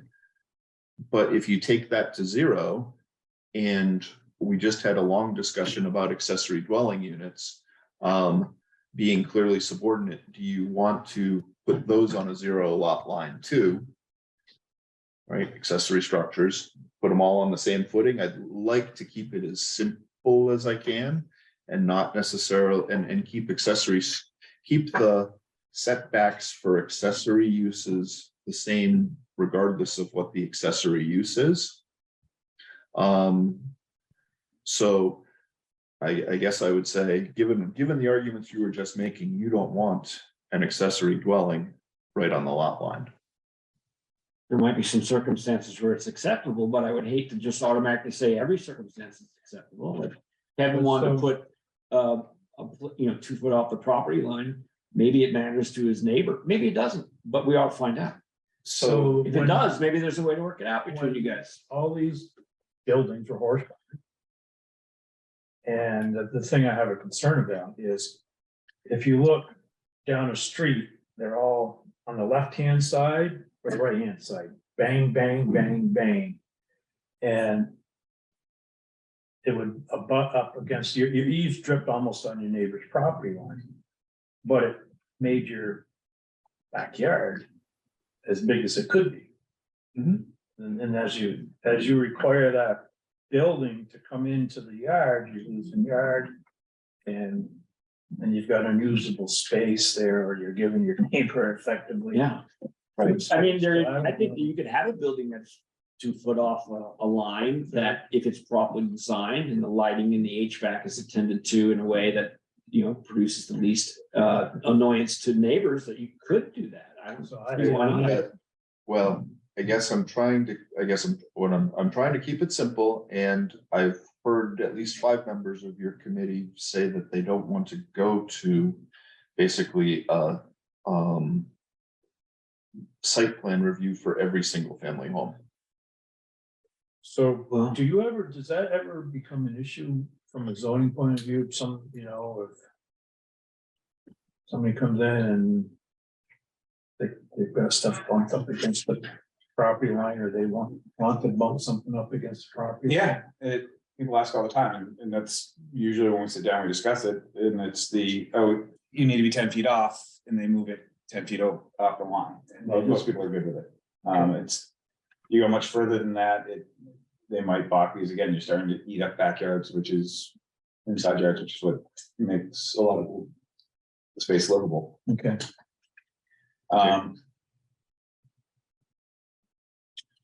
So I would tell you lot depth, lot coverage, front yard setback, side yard setback, at least for the principal structures, are all your zoning regulations are good, and you shouldn't.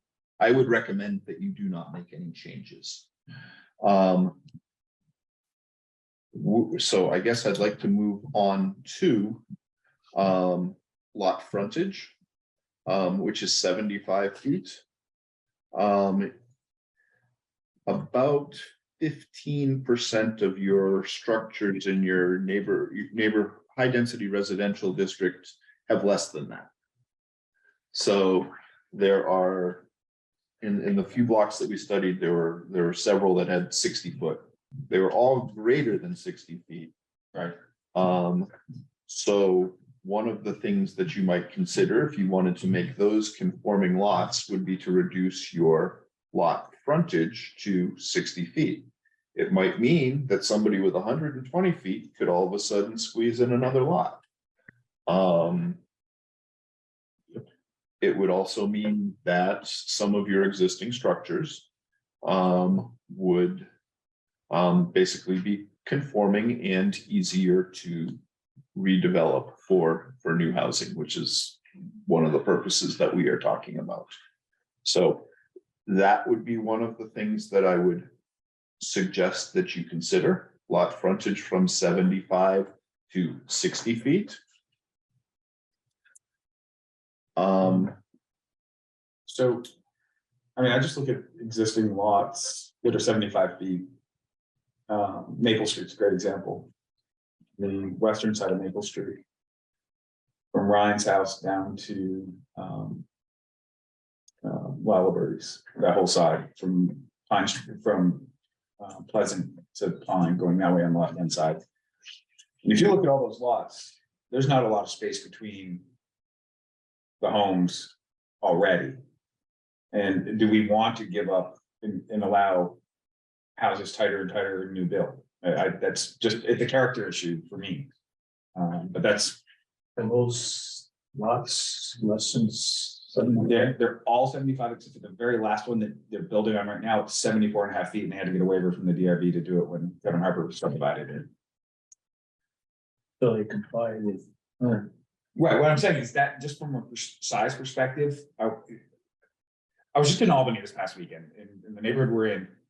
Those houses are in their old houses, but they're bang, bang, bang, bang, bang, bang. And I don't think that's what we want to achieve here by lessening that, because that is what you could build, creating new construction. Well, we won't let you have a say if we don't regulate that, do we? People might put them bang, bang, bang, bang, bang, if they choose. So if you have a non-conforming lot or a non-conforming situation, that precludes you from having an ADU or a duplex.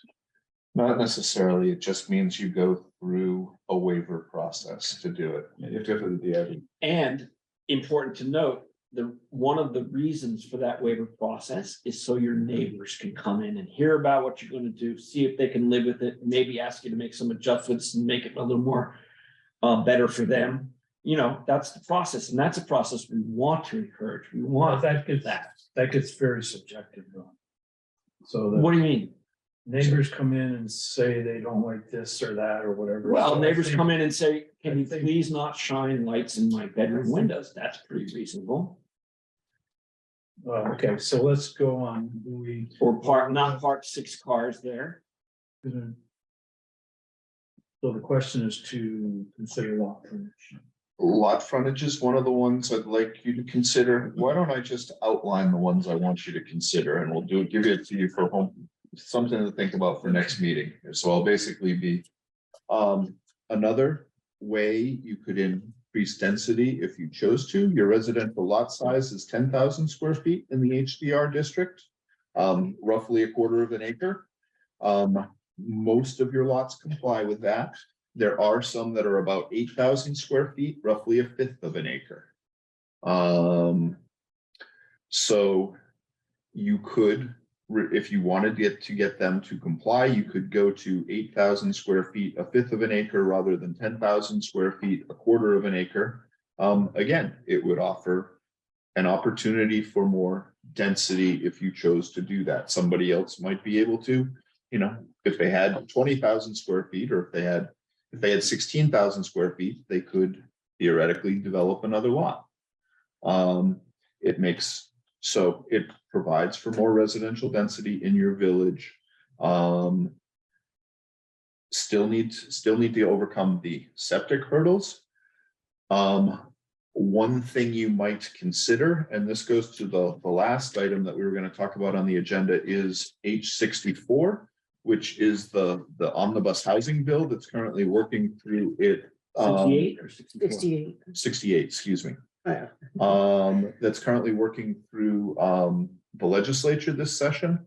They are talking about 4 basically places with both water and sewer systems. So that's not Bristol. No, it doesn't necessarily apply to you except for a really small section of Bristol. But a very important section of Bristol, right downtown, where it is the most dense, which is why.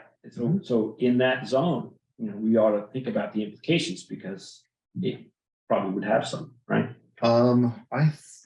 We have a septic, we have a 30 or 40 properties served by that system, and it's in the Right. most dense area where you presume we want to have some say over how development goes. Well, I expect you're probably already denser in that particular area than HDR, 1 in 5 for in sure. HDR. Yeah.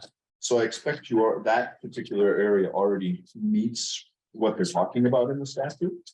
So, you don't have to do it in HDR, but it's the standard that they're trying to set for water and sewer villages. So it's something for you to know, but it's not something that's going to be imposed on you, even if it passes, unless they substantially change the legislation, but in its current form, it won't. Right. I thought there were some aspects of it that could affect us along, particularly the concept of making duplexes permitted. Yeah, it's called the omnibus housing bill for a reason. There are lots of different things. There's about 20, 30. Yeah, the ones I pulled out, but that they would like to you change. should read them, it's gonna make you mad. I've read them all. You mean in H6A? Yeah, I've read H6A. okay. So, I think it's an overreach from federal or state control, but that's a personal opinion. On what? I'm opposed to it. I don't want the state in our backyard. Well, and I also don't want the state telling us we can't have rules that we might pass, as a community. That's, Like, they shouldn't keep us from doing that or tell us to do that. okay, so, the other thing, and that was just basically context or background. But that's another thing that if you want to, increase your density, residential lot size is something that you could do. And if you wanted to do it so that every or nearly all of your lots conformed, 8,000 feet might be a standard that you would consider. Let's see, moving on to residential density for single family homes, you have 4 dwelling units per acre. Again, the state stat, which we just talked about, is basically looking to go to 5. The other things that you could do with your dwelling units per acre, if you wanted to promote duplexes or multifamily housing, would be to have duplexes and or multifamily housing have the same number of structures. So dwelling units, you could have 4 structures, but if for a duplex, for example, you could allow 6 or you could allow 8 units. So unit is a living unit, structure is a building. So you could basically make your density so that duplexes had the same. You could build a duplex on the same size lot as you could as a single family residence, or some type of multifamily, and you all could set that density. Heinsberg is an example of a place that has a tiered density strategy. So you could look at Heinsberg's regs for that. Not a lot of other places do, at least in Addison County. Middlebury, Virginia, for example, do not.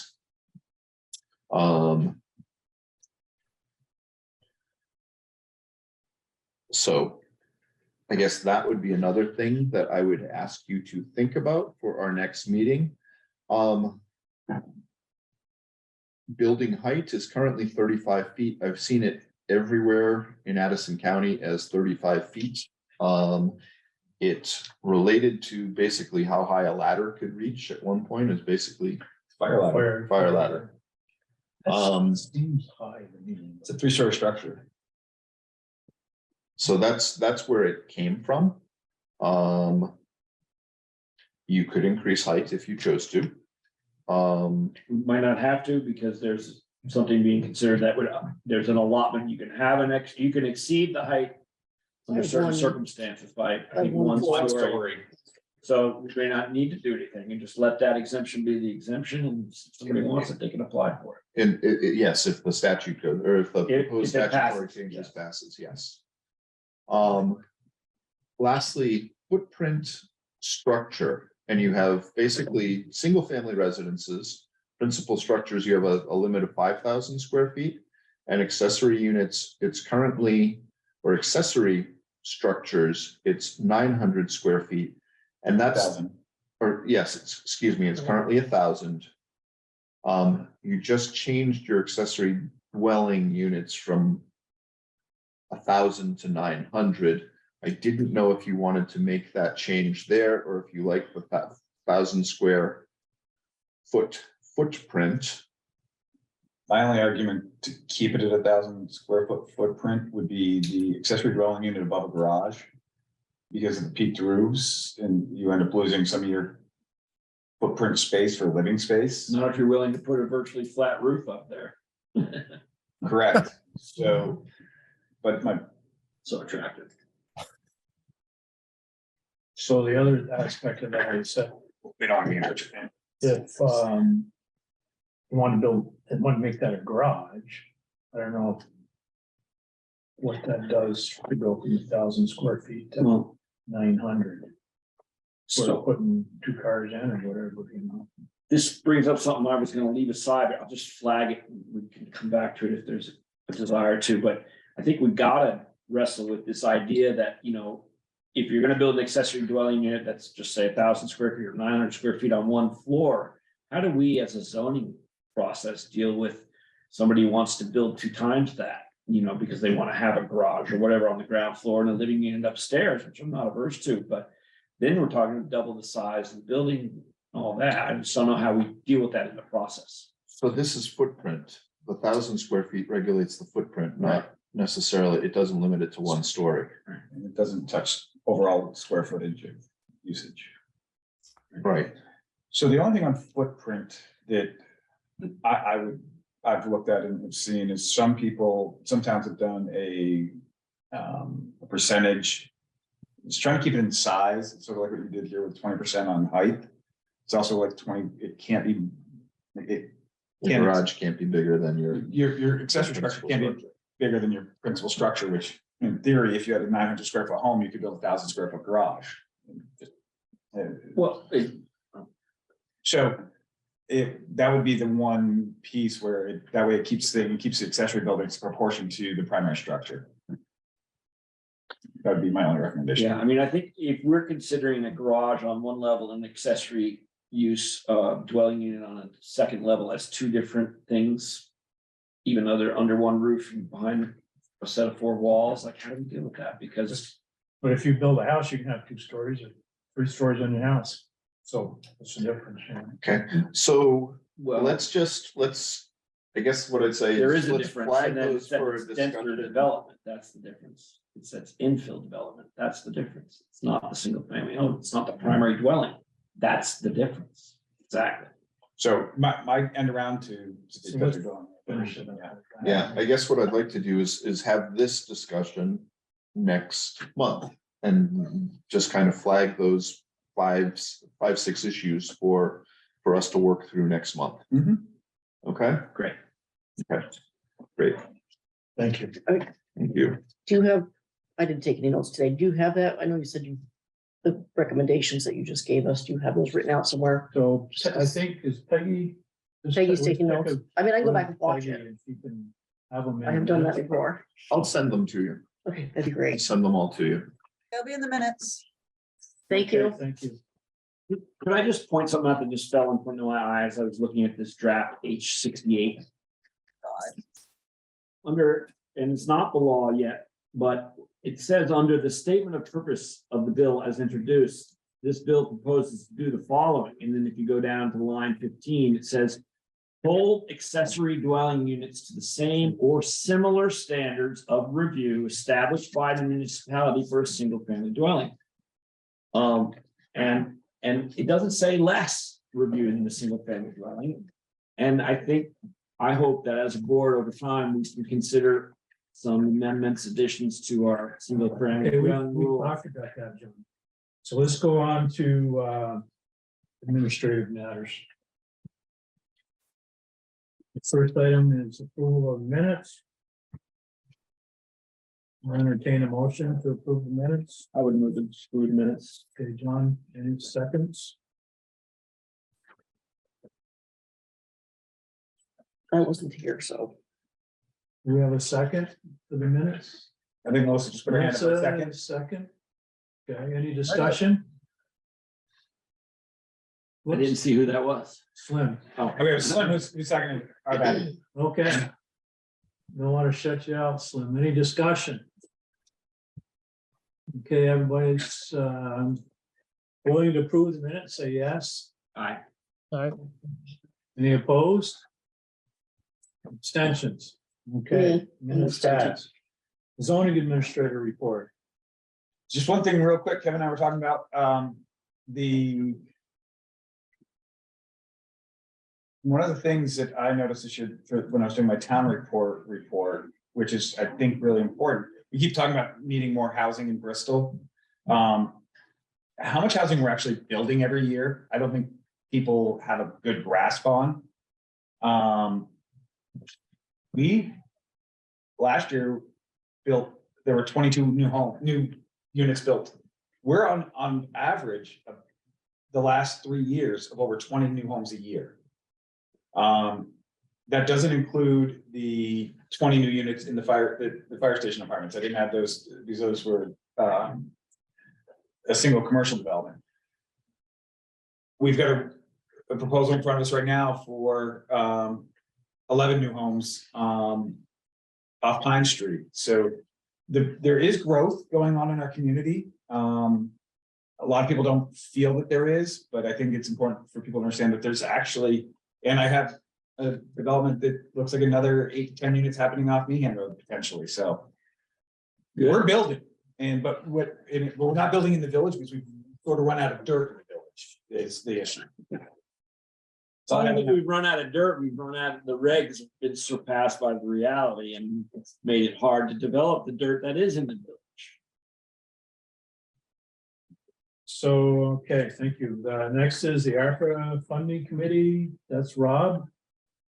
So that report is being put together to be sent to the select board. So I think we are kind of, most of us, in a wrap up sort of situation. I think we have one meeting left, Chris. Is that correct? So that will all be going to the select board after town meeting day. Okay, thank Does you. that mean you have a final proposal? I'm sorry, I wasn't here last meeting. Yeah, there's 20 items that are prioritized that will be sent to the select board. And that'll be in the report that we've made public probably in a week or two. And then the last item is miscellaneous correspondence. It's all detailed in the chair notes as well as the actual documentation. So I think most of the stuff you can just look at your leisure. There was an outreach and I was hoping I would have time to talk about it, but there was an outreach from the Department of DHCD looking at helping us do an NDA, neighborhood development area. And we've talked about that a little bit, but we need to understand what the benefits are there, and particularly with this H68 coming down the road, it may or may not be a good thing to do. Katie Rakoff-Meyer sent along an article, I haven't written it yet, about zoning changes and road zoning strategies. That probably be good information as well. So unless anybody's got any specific questions on what was attached for miscellaneous correspondence. Was there any material supporting the, it was like the last item. It was a request to do something, I'm not sure, regarding the Dungey block. Oh, so on the there's a parking lot in the chair notes, and that was brought up by the owners of Bristol Suite at one point, and we said as we go through these regulation changes, we would consider that request. And it is there as a reminder in the parking lot. So we haven't gotten there yet. So before we get to that conversation, whenever that's going to be, could we pull out all the permits that relate to that building over the last, since they turned it into an inn? Sure. Go ahead tonight. Nope, just in time to review before we have that conversation. So, yeah, so I'm not exactly sure when that. Give me an email. I will, I'll remind you. Thank you. So. No discussion there. Is there any public comment? Jimmy dropped off. Is there any public? No, there's no public, so that takes care of that one. I'm entertaining a motion. Motion to adjourn. Second. Okay, all in favor, say aye. Aye. Aye. Anybody opposed? Okay, thank you. Thank you. Thank you all. Have a good night. Good night.